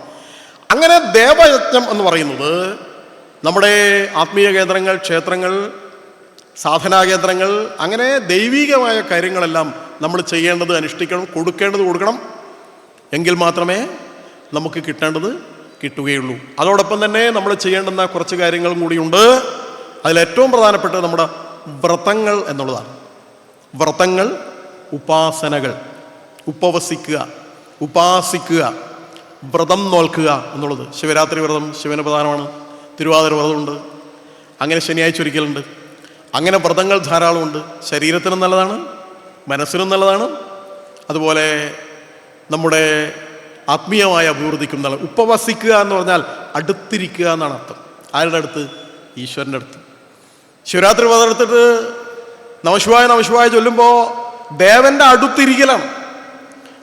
അങ്ങനെ ദേവയജ്ഞം എന്ന് പറയുന്നത് ഈ വ്രതങ്ങളും ഉപാസനകളും ഉൾപ്പെടെയുള്ള കാര്യങ്ങളാണ് ദേവയജ്ഞം എന്ന് പറയുന്നത്. മൂന്നാമത്തെ കാര്യം നൃയജ്ഞമാണ്. നൃയജ്ഞം എന്ന് പറയുന്നത് മനുഷ്യൻ, നമ്മുടെ മറ്റു ജീവജാലങ്ങളിൽ വ്യത്യസ്തമായിട്ടുള്ള ആ മനുഷ്യൻ അവരെ എല്ലാവരും ഒരുപോലെയല്ല, എല്ലാവർക്കും ഒരുപോലെ കിട്ടില്ല. പ്രകൃതിയിൽ കുറവുണ്ട്, ഏറ്റക്കുറച്ചിലുണ്ട്, ഇതൊക്കെയുണ്ട്. അപ്പം നമ്മൾക്ക് കഴിയാവുന്ന സഹായങ്ങൾ മറ്റുള്ളവർക്ക് ചെയ്തു കൊടുക്കുക എന്നത് വളരെ പ്രധാനമാണ്. ഉള്ളൂരിൻ്റെ മനോഹരമായ ഒരു കവിതയിൽ ഇങ്ങനെ പറയുന്നുണ്ട്: നമുക്കെന്തിനാണ് കണ്ണ് തന്നിരിക്കുന്നത്, നമുക്കെന്തിനാണ് മൂക്ക് തന്നിരിക്കുന്നത്, നമുക്കെന്തിനാണ് കൈ തന്നിരിക്കുന്നത് എന്നൊക്കെ പറയുന്നുണ്ട്. ആർത്തസ്വരം കേട്ടൊരു കാത്, ചെവി തന്നിരിക്കുന്നത് ആഭരണങ്ങൾ അണിയാനല്ല, മാത്രമല്ല ദയനീയൻ്റെ വിലാപം കേൾക്കാനാണ്, കരച്ചിൽ കേൾക്കാനാണ് ചെവി. അർത്ഥസ്വരം കേട്ടൊരു കാത്. സന്തോക്തി യോധീടിന ജിഹ്വ. എന്തിനാ നാവ് തന്നിരിക്കുന്നത്? മറ്റുള്ളവരെ കുറ്റം പറയാനാണോ? മറ്റുള്ളവർക്ക് ദോഷം ഉണ്ടാക്കാനാണോ? വഴക്ക് പറയാനാണോ? തെറി പറയാനാണോ? നമ്മുടെ നാവ് നമുക്ക് തന്നിരിക്കുന്നത് മറ്റുള്ളവരെ ആശ്വസിപ്പിക്കാനാണ്. സാന്തോക്തി യോധീടിന ജിഹ്വ. എന്തിനാണ് നമുക്ക് കണ്ണ് തന്നിരിക്കുന്നത്? കണ്ണ് തന്നിരിക്കുന്നത് മറ്റുള്ളവരെ ആശ്വസിപ്പിക്കാൻ വേണ്ടിയാണ്, അല്ലെങ്കിൽ അവർക്ക് സാന്ത്വനം നൽകാൻ വേണ്ടിയാണ് നമുക്ക് കണ്ണ് തരുന്നത്. അർത്ഥസ്വരം കേട്ടൊരു കാത്, സന്തോക്തി യോധീടിന ജിഹ്വ. സാധുക്കളെ താങ്ങിന ബാഹു. കൈ തന്നിരിക്കുന്നത് വീഴുന്നവരെ താങ്ങിപ്പിടിക്കാനാണ്, വീഴ്ത്താനല്ല, ഉന്തി വീഴ്ത്താനല്ല, വീണവരെ എഴുന്നേൽപ്പിക്കാൻ കൈപിടിക്കാനാണ്. ഇതിനു വേണ്ടിയൊക്കെയാണ് നമുക്ക് അംഗോപാംഗങ്ങൾ തന്നിരിക്കുന്നത് എന്ന് പറയും. നമ്മുടെ ദൗത്യം എന്താണ്? ഈശാവാസ്യോപനിഷത്തിൽ അത് കൃത്യമായി പറയുന്നുണ്ട്. നമ്മുടെ സാമ്പത്തിക സിദ്ധാന്തമൊക്കെ അതിലാണ് പറയുന്നത്. ഈശാവാസ്യോപനിഷത്ത് ഒരു ഉപനിഷത്താണ്. അതിലെ ഒന്നാമത്തെ ശ്ലോകത്തിലെ ഏറ്റവും അവസാനത്തെ വാക്ക് കസ്യസിദ്ധനം എന്നൊരു വാക്കാണ്. അതിൻ്റെ അർത്ഥം ആരുടേതാകുന്നു ധനം. നമുക്ക് എല്ലാവർക്കും ധനം വേണം, സമ്പത്ത് വേണമല്ലോ. സമ്പത്ത് വേണ്ടാത്ത ആരെങ്കിലും ഉണ്ടോ? എല്ലാവർക്കും സമ്പത്ത് വേണം. അപ്പൊ സമ്പത്ത് ആരുടേതാണ് എന്നാണ് ചോദ്യം. ആ ചോദ്യത്തിൻ്റെ ഉത്തരം ആ ശ്ലോകത്തിലെ ഏറ്റവും ആദ്യത്തെ ഭാഗത്തുണ്ട്. ഈശാവാസ്യമിതം സർവം. ഈശ്വരൻ്റേതാകുന്നു എല്ലാം. ഈശ്വരൻ്റേതല്ലാത്തതായി ഈ പ്രപഞ്ചത്തിലൊന്നുമില്ല. ആരുടേതാകുന്നു ധനം? ഈശ്വരൻ്റേതാകുന്നു ധനം. അപ്പൊ എങ്ങനെയാണ് അത് ഉപയോഗിക്കേണ്ടത് എന്നും പറയുന്നുണ്ട്. അത് ചുരുക്കത്തിൽ ഇങ്ങനെ പറയാം: തേന ത്യക്തേന പുഞ്ചീര എന്നാണ്. ത്യജിച്ചു കഴിഞ്ഞ് ബാക്കിയുള്ളത് ഉപയോഗിക്കണം എന്ന് പറഞ്ഞാൽ കൊടുത്തു കഴിഞ്ഞിട്ട് ബാക്കിയുള്ളതാണ് നമ്മൾ ഉപയോഗിക്കേണ്ടത്. നമ്മൾ കൊടുക്കുക എന്നുള്ളത് വളരെ പ്രധാനമാണ്. കൊടുക്കുന്ന കൈയാണ് മുകളിലുണ്ടാവുക. വാങ്ങുന്ന കൈ താഴെയാണ് ഉണ്ടാവുക. ഉത്തമം കൊടുക്കലാണ്. സ്വീകരിക്കുക എന്നല്ല, കൊടുക്കുക എന്നല്ല. അതുകൊണ്ട് 100 കൈ കൊണ്ട് കൊടുത്ത് 1000 കൈ കൊണ്ട് കൊടുക്കുക എന്നാണ്. ശതഹസ്തേന വികിരണാനി സഹസ്രഹസ്തേന വികർഷണാനി എന്ന് പറയും. 100 കൈ കൊണ്ടെടുത്ത് 1000 കൈ കൊണ്ട് കൊടുക്കുക എന്നതാണ്. കൊടുക്കണം എന്നുള്ളതാണ്. അതുകൊണ്ടാണ് മാനവസേവയാണ് മാധവസേവ എന്ന് പറയുന്നത്. നരപൂജയാണ് നാരായണ പൂജ എന്ന് പറയുന്നത്.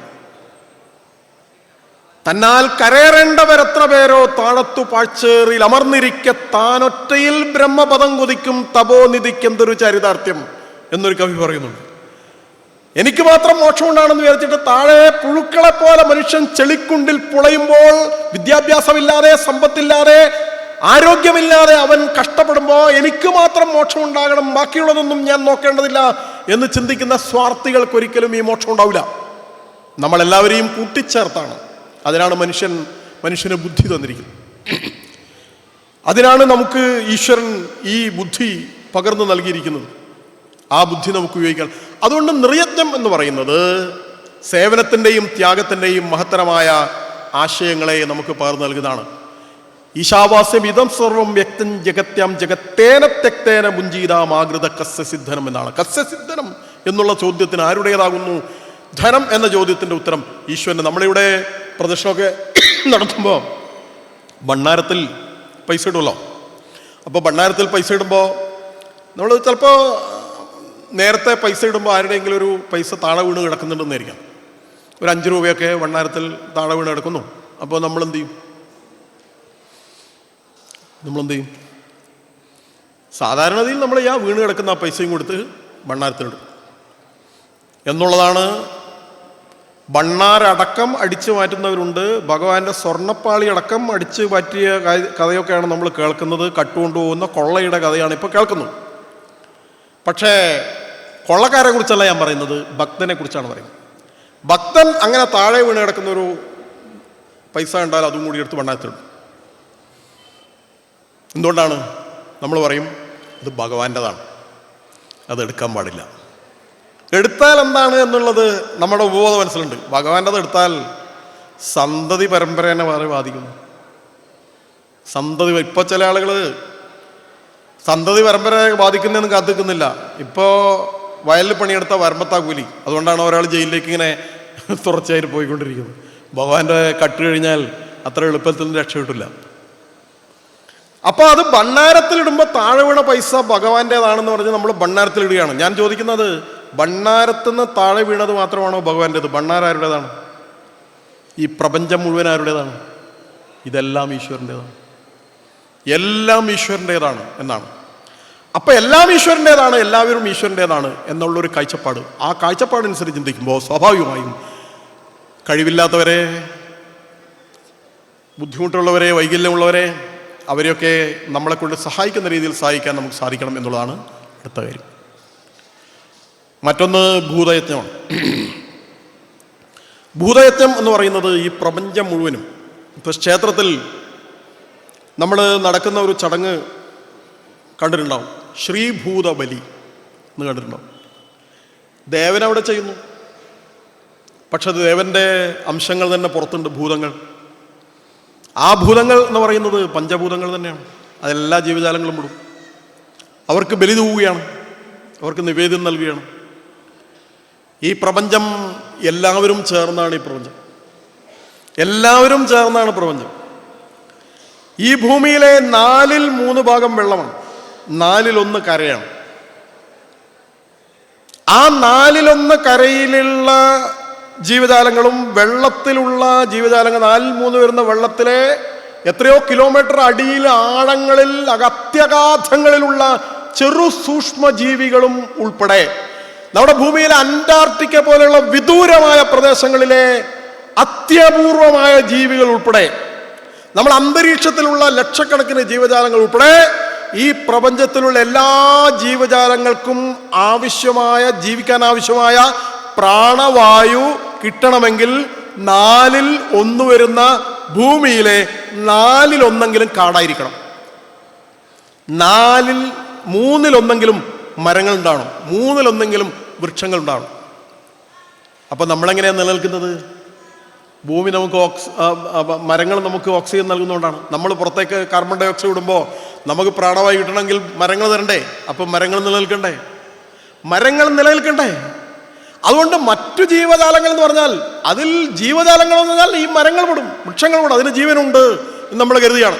നമ്മൾ ക്ഷേത്രത്തിൽ വന്നാൽ അരയാലിന് വലം വെക്കുന്നില്ലേ? അരയാലിന് വലം വെക്കുകയാണ്.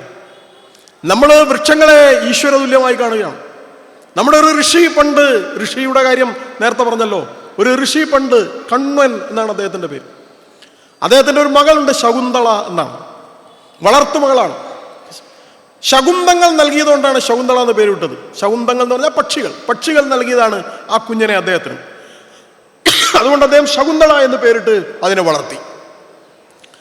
ആ ശകുന്തളയോട് അദ്ദേഹം പറഞ്ഞു, നീ ഒറ്റ മോളയുടെ ഈ ആശ്രമത്തിൽ ഒരാൾ, എനിക്കൊരു കൂട്ടുകാരി വേണം. ഇതാ അവളെ വിളിച്ചു. അവിടെ ചെന്നിട്ട് പറഞ്ഞു, ഇത് നിന്റെ അനിയത്തിയാണ്. ഇവളുടെ പേര് വനജ്യോത്സ്ന എന്നാണ്. മുല്ലവള്ളി, കാട്ടുമുല്ല എന്നാണ് അതിൻ്റെ അർത്ഥം. ഒരു മുല്ലവള്ളി നിന്റെ അനിയത്തിയാണ്, നീ അനിയത്തെ പോലെ ഇതിനെ സ്നേഹിക്കണം എന്നാണ്.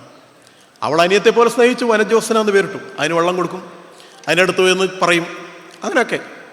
ഏറ്റവും അവസാനം ഈ ശകുന്തള അവരുടെ ഭർതൃഗൃഹത്തിലേക്ക് പോവുകയാണ്, ദുഷ്യന്തൻ്റെ അടുത്തേക്ക് പോവുകയാണ്. അയാൾ മറന്നുവല്ലോ, കൂട്ടാനൊന്നും വന്നില്ല. പക്ഷേ ശാർങ്ങരവും ശാരദൂതനും കൂടി കണ്ണൻ്റെ നിർദ്ദേശപ്രകാരം ഇവളെ കൂട്ടിയിട്ട്, ഗർഭിണിയായ ഇവളെ കൂട്ടിയിട്ട് പോകാൻ നോക്കുമ്പോൾ അവൾ എല്ലാവരോടും യാത്ര പറയാണ്. എല്ലാവരോടും യാത്ര പറഞ്ഞ് അവസാനം ഏറ്റവും പ്രിയപ്പെട്ട അവൾ അനിയത്തിയുടെ അടുത്ത് വന്നു. അനിയത്തിയുടെ അടുത്ത് വന്നിട്ട് ആ അനിയത്തിയോട് യാത്ര പറയുമ്പോഴാണ് അവൾ പൊട്ടിക്കരയുന്നത്. ആരോട്? മുല്ലവള്ളിയോട്. അപ്പോ കണ്ണൻ പറയാണ്, പ്രാപിച്ചു നീ സദൃശനായി നിനക്ക് മുന്നേ കൽപ്പിച്ചിരുന്ന പതിയ സുഗുണങ്ങളാലെ ചൂതത്തൊടുത്ത് നവമാലികയും വിളങ്ങി ചിന്തിച്ചു നിങ്ങളെ എനിക്കിനി ആധി വേണ്ട എന്നാണ് അച്ഛൻ പറയുന്നത്. നിനക്കിതാ ദുഷ്യന്തനെ കിട്ടിയിരിക്കുന്നു, നിന്റെ അനിയത്തിയാണ് ഇവളുടെ കല്യാണം നേരത്തെ കഴിഞ്ഞു. മുല്ലവള്ളി ഒരു തേന്മാവിനെ കല്യാണം കഴിഞ്ഞു, സ്വയംവരമായിരുന്നു, ചുറ്റിപ്പിടിച്ചവിടെ നിന്നു, അതാണ് കല്യാണം. ഇയാൾക്ക് 2 മക്കളാണ്, ഒന്ന് ശകുന്തള, മറ്റൊന്ന് മുല്ലവള്ളി. അദ്ദേഹം പറയാണ്, 2 പെമ്മക്കളായിരുന്നു, 2ൻ്റെയും കല്യാണം കഴിഞ്ഞു. ചിന്തിച്ചു നിങ്ങളെ എനിക്കിനി ആദി വേണ്ട.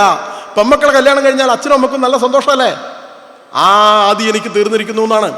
അപ്പൊ ഒരു മനുഷ്യൻ ഒരു മുല്ലവള്ളിയെ മകളായി സങ്കല്പിക്കാൻ കാണിക്കുന്ന ആ മനോഭാവമില്ലേ, ആ മനോഭാവമാണ് ഭൂതയജ്ഞം എന്ന് പറയുമ്പോൾ എല്ലാ ജീവജാലങ്ങളോടും അങ്ങനെയാണ്. ശിവന്റെ കുടുംബത്തിൽ ശിവനുണ്ട്, പാർവതിയുണ്ട്, ഗണപതിയുണ്ട്, സുബ്രഹ്മണ്യനുണ്ട്. ഗണപതിക്ക് ഒരു വണ്ടി മേടിച്ചു കൊടുത്തു, അതൊരു എലിയാണ്. സുബ്രഹ്മണ്യന് ഒരു വണ്ടി മേടിച്ചു കൊടുത്തു, അത് മയിലാണ്. ശിവൻ സ്വയം യാത്ര ചെയ്യുന്നത് കാളയുടെ പുറത്താണ്, ഋഷഭവാഹനാണ്. ദേവിയുടേത് സിംഹമാണ്.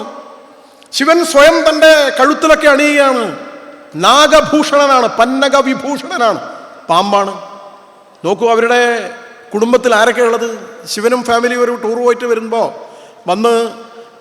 ഫാമിലി ടൂറെല്ലാം കഴിഞ്ഞിട്ട് വരുമ്പോൾ കൈലാസത്തിൽ കയറുന്നതിന് മുമ്പ് ശിവൻ പാമ്പിനെ അഴിച്ചു വെച്ച്, ഇതെല്ലാം ഇവിടെ അഴിച്ചു വെച്ച് എല്ലാവരും വണ്ടിയൊക്കെ ഇവിടെ പാർക്ക് ചെയ്ത് കൈലാസത്തിൽ കയറിയിട്ട് പിറ്റേന്ന് വരുമ്പോൾ ഏതൊക്കെ വാഹനങ്ങൾ ബാക്കിയുണ്ടാകുമെന്ന് ഒന്ന് ആലോചിച്ച് നോക്കിയേ. കാരണം ഇതിൽ പലതും പരസ്പരം കൊല്ലുകയും തിന്നുകയും ചെയ്യുന്നതാണ്. എലിയെ തിന്നുന്ന പാമ്പ്, പാമ്പിനെ തിന്നുന്ന മയില്, കാളയെ തിന്നുന്ന സിംഹം, ഇതൊക്കെയാണ്. പക്ഷെ ഇതിനെയൊക്കെ ഒരു കുടുംബമായി ചേർത്തുകൊണ്ട് ആദി കുടുംബത്തിന്റെ അതിനായകനായ സച്ചാൽ മഹാദേവൻ നമ്മളോട് പറയാണ്, നിങ്ങൾക്ക് ഒരുമിച്ച് ജീവിക്കാൻ സാധിക്കും, നിങ്ങൾക്ക് യോജിപ്പുണ്ടെങ്കിൽ, നിങ്ങൾക്ക് ഒരുമയുണ്ടെങ്കിൽ നിങ്ങൾക്ക് ഒരുമിച്ചൊരു കുടുംബമായി കഴിയാം എന്നാണ് പറയുന്നത്. അതാണ് വസുധൈവ കുടുംബകം എന്ന ആശയം അവിടെ നിന്നാണ് വരുന്നത്. അതാണ് ഭൂതയജ്ഞം എന്ന് പറയുന്നത്. എല്ലാവരെയും ഉൾക്കൊള്ളുക, ഇവരെല്ലാവരും ചേർന്നുകൊണ്ടാണ് ഈ പ്രപഞ്ചം നിലനിൽക്കുന്നത് എന്നുള്ളതാണ് ഭൂതയജ്ഞം എന്ന് പറയുന്നത്. എല്ലാറ്റിനെയും ചേർത്തുള്ള ഒരു കാഴ്ചപ്പാടാണ്. അതുകൊണ്ട് നാരായണ ഗുരുസ്വാമികൾ തപസ് ചെയ്യുമ്പോൾ അദ്ദേഹത്തിൻ്റെ അടുത്ത് മൂർഖം പാമ്പ് വന്ന് അവിടെ ഇരുന്നു. ചട്ടമ്പി സ്വാമികൾ തപസ് ചെയ്യുമ്പോൾ അവിടെ പുലിയും നരിയുമെല്ലാം വന്ന് അവരുടെ അടുത്ത് കിടന്നു എന്നാണ്. നമ്മുടെ ഈ ഋഷീശ്വരന്മാർ അവരുടെ അടുത്ത് വന്യമൃഗങ്ങളായാലും വിഷപ്പാമ്പുകളാണെങ്കിലും അവരുടെ അടുത്ത് വരികയും ചെയ്യുന്നു. ഈ ഭൂതങ്ങളെല്ലാം സമാനമായാണ് നമ്മൾ ഈ ഋഷിമാർ അവരെ കണ്ടിരുന്നതെന്നാണ്. ഏറ്റവും അവസാനത്തേത് പിതൃയജ്ഞം എന്നുള്ളതാണ്. ഞാൻ ദീർഘിപ്പിക്കുന്നില്ല. അത് നമ്മൾ ചെയ്യേണ്ട കുറേ കർമ്മങ്ങളുണ്ട്. അച്ഛനോട് ചെയ്യേണ്ടത്, അച്ചാച്ചനോട് ചെയ്യേണ്ടത്, അമ്മമ്മയോട് ചെയ്യേണ്ടത്. അവർ ജീവിച്ചിരിക്കുമ്പോൾ കൃത്യമായി അവരെ നോക്കുക എന്നുള്ളതാണ് പിതൃയജ്ഞത്തിലെ ഏറ്റവും പ്രധാനപ്പെട്ട കാര്യം. പക്ഷെ അവർ മരിച്ചു കഴിഞ്ഞാൽ അവർക്ക് വേണ്ടി ചെയ്യേണ്ടുന്ന കുറേ കാര്യങ്ങളുണ്ട്. അതാണ് നമ്മുടെ പിതൃകർമ്മങ്ങൾ എന്നൊക്കെ പറയുന്നത്. നമ്മൾ നമ്മുടെ അച്ഛന് വേണ്ടി അല്ലെങ്കിൽ മുത്തശ്ശന് വേണ്ടി, മുത്തശ്ശിക്ക് വേണ്ടി നമ്മൾ ചെയ്യേണ്ടത് ചെയ്യുമ്പോഴാണ് നമ്മുടെ മക്കളെ മക്കൾ നമ്മൾക്ക് വേണ്ടി ചെയ്യേണ്ടത് അവർ ചെയ്യുക. നമുക്ക് കിട്ടേണ്ട സ്നേഹം, പരിചരണം അത് നമുക്ക് കിട്ടണമെങ്കിൽ നമ്മൾ നമ്മുടെ മുൻതലമുറയോട് നമ്മൾ ചെയ്യേണ്ടതുണ്ട്. അതുകൊണ്ട് നമ്മുടെ ആചാരമനുസരിച്ചുള്ള ഈ ബലികൾ, അതുപോലെ തന്നെ പിതൃകർമ്മങ്ങൾ, അതുപോലുള്ള കർമ്മങ്ങൾ, പിതൃകർമ്മം എന്ന് പറയുന്നത് അതിൽപ്പെടും. അച്ഛനെ നോക്കുക എന്നുള്ളതും അച്ഛൻ ജീവിച്ചിരിക്കുമ്പോൾ നോക്കുക എന്നുള്ളതും മക്കളെ നോക്കുക എന്നുള്ളതും അതൊക്കെ ഈ പിതൃകർമ്മത്തിൻ്റെ ഗണത്തിൽ വിടുന്ന കാര്യമാണ്. അതുകൊണ്ട് പഞ്ചമഹായജ്ഞം എന്ന് പറയുമ്പോൾ ഈ 5 കാര്യങ്ങൾ വരുമ്പോൾ അതിൽ ഉൾപ്പെടാത്തവരായി ഈ പ്രപഞ്ചത്തിൽ ആരുമില്ല. അതിൽ മനുഷ്യൻ പെട്ടു, പിതൃക്കൾ പെട്ടു, ഈശ്വരന്മാർ പെട്ടു, ഭൂതഗണങ്ങൾ പെട്ടു, സർവ്വചരാചരങ്ങൾ പെട്ടു, ഈ പ്രപഞ്ചമാകെ പെട്ടു. അതിനെയൊക്കെ പരിചരിക്കുന്ന, അതിനെയൊക്കെ സ്നേഹിക്കുന്ന, അതിനെയൊക്കെ ആദരിക്കുന്ന, അതിനൊക്കെ ഉൾക്കൊള്ളുന്ന ഒരു ജീവിത സബരിയാണ് സനാതനധർമ്മത്തിലെ നമ്മുടെ ഹിന്ദുവിൻ്റെ ജീവിതചര്യ എന്ന് പറയുന്നത്. അതെന്തിനാണ്? ഈ പ്രപഞ്ചത്തെ നിലനിർത്താൻ വേണ്ടിയാണ്. പ്രപഞ്ചത്തെ നിലനിർത്താൻ വേണ്ടിയാണ്. ഈ പ്രപഞ്ചത്തെ, ഭൂമിയെ നിലനിർത്താൻ വേണ്ടിയാണ്. ഈ ഭൂമി നിലനിന്നാൽ മാത്രമേ നമ്മൾ നിലനിൽക്കുകയുള്ളൂ. ഇനിയും മരിക്കാത്ത ഭൂമി നിന്നാസന്ന മൃതിയിൽ നിനക്കാത്മശാന്തി, ഇതു നിന്റെ എൻ്റെയും ചരമശുശ്രൂഷയ്ക്ക് ഹൃദയത്തിൽ ഇന്നേ കുറിച്ച ഗീതം എന്ന് ഒരു കവി പറയുന്നുണ്ട്. ഭൂമി ഇല്ലാതായാൽ ഭൂമി മാത്രമല്ല ഇല്ലാവുന്നത്, നമ്മളെല്ലാവരും ഇല്ലാതാവും. ഭൂമിയുടെ നാശം സർവനാശമാണ്. അതുകൊണ്ട് ഈ ഭൂമിയെ സംരക്ഷിക്കുക എന്നുള്ളതും വളരെ പ്രധാനമാണ്. പ്രപഞ്ചത്തെ സംരക്ഷിക്കുക എന്നുള്ളത്, പ്രകൃതിയെ സംരക്ഷിക്കുക എന്നുള്ളത് വളരെ പ്രധാനപ്പെട്ട ഒരു കാര്യമാണ്. പഞ്ചമഹായജ്ഞം എന്ന് പറയുന്നത് ഹിന്ദുവിൻ്റെ ഈ ഒരു ജീവിതത്തെക്കുറിച്ചുള്ള കാഴ്ചപ്പാട് പ്രപഞ്ചത്തെ നിലനിർത്തുന്ന, ഭൂമിയെ നിലനിർത്തുന്ന, ചരാചരങ്ങളെ നിലനിർത്തുന്ന മഹോന്നതമായ ഒരു കാഴ്ചപ്പാടാണ് ഭാരതീയ ദർശനത്തിലെ ഈ പഞ്ചമഹായജ്ഞം എന്ന് പറയുന്ന കാഴ്ചപ്പാട്. അതുകൊണ്ട് നമ്മൾ ഈ യജ്ഞം ജീവിതം ഒരു യജ്ഞമാക്കി മാറ്റണം എന്നാണ് ഗീത പറയുന്നത്. 2 തരം കാര്യമുണ്ട്. യജ്ഞമുണ്ട്, ചൗര്യമുണ്ട്. ചൗര്യം എന്ന് പറഞ്ഞാൽ ചോരന്റെ വൃത്തി എന്നാണ്, കള്ളന്റെ പണി എന്നാണ്. അങ്ങനെ നമ്മൾ ചോരന്റെ വൃത്തി ആകാൻ പാടില്ല, കള്ളത്തരം ചെയ്യാൻ പാടില്ല, നമുക്ക് അർഹിക്കാത്തത് എടുക്കാൻ പാടില്ല, നമുക്ക് അർഹിക്കാത്ത ഒരു സൂചി മുന പോലും നമ്മൾ ഈ ഭൂമിയിൽ നിന്ന് എടുക്കാൻ പാടില്ല. നമ്മൾ അർഹിക്കുന്ന എടുക്കാവൂ. ഇതെൻ്റേതല്ല എന്നൊരു കാഴ്ചപ്പാട് അങ്ങനെയുള്ളവരുണ്ടാകും. ആ ഒരു കാഴ്ചപ്പാട് വളർത്തിയെടുക്കേണ്ടത് വളരെ പ്രധാനമാണ്. അതുകൊണ്ട് നമ്മൾ അർഹിക്കുന്നത് മാത്രം എടുത്തുകൊണ്ട് ജീവിക്കുന്നതിനാണ് യജ്ഞം എന്ന് പറയാതെ, നമ്മൾ മോഷ്ടിച്ചെടുത്ത് ഉപയോഗിക്കുന്നതിനാണ് ചൗര്യം എന്ന് പറയാൻ. ചോരൻ്റെ വൃത്തിയാണ്, കള്ളൻ്റെ വൃത്തിയാണ്. നമ്മൾ ജീവിതത്തെ യജ്ഞമാക്കി മാറ്റിയാൽ നമുക്ക് കിട്ടുന്നതാണ് മോക്ഷം എന്നുള്ളത്. പിന്നെ അവിടെ വേറെ ജനനമില്ല, മരണമില്ല, വേറെ സുഖമോ ദുഃഖമോ ഇല്ല, ജരയോ അല്ലെങ്കിൽ വേറെന്തെങ്കിലും കഷ്ടപ്പാടോ ഇല്ല. ഈശ്വരൻ തന്നെയായി മാറുകയാണ്, ഈശ്വരത്വത്തിൽ എത്തിച്ചേരുകയാണ്, ബ്രഹ്മത്വത്തിൽ എത്തിത്തീരുകയാണ്.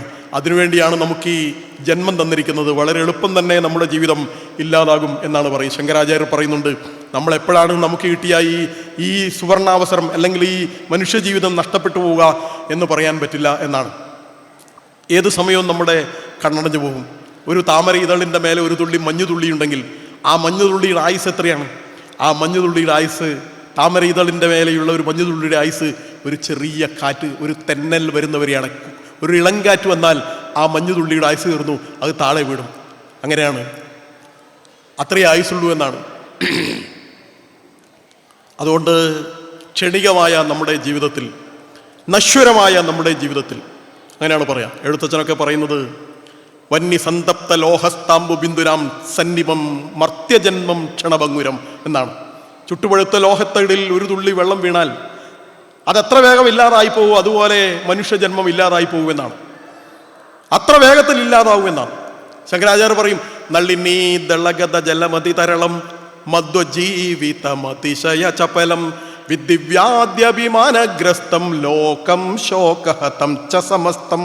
നളിനീ ദളഗത ജലമതി തരളം, താമര ഇലയുടെ മേലെയുള്ള ഒരു തുള്ളി ജലം പോലെ മധ്വജീവിതം അതിശയജലം. എൻ്റെ ജീവിതം എന്ന് പറയുന്നത് വളരെ എളുപ്പത്തിൽ ഇല്ലാതാവുന്നതാണ്.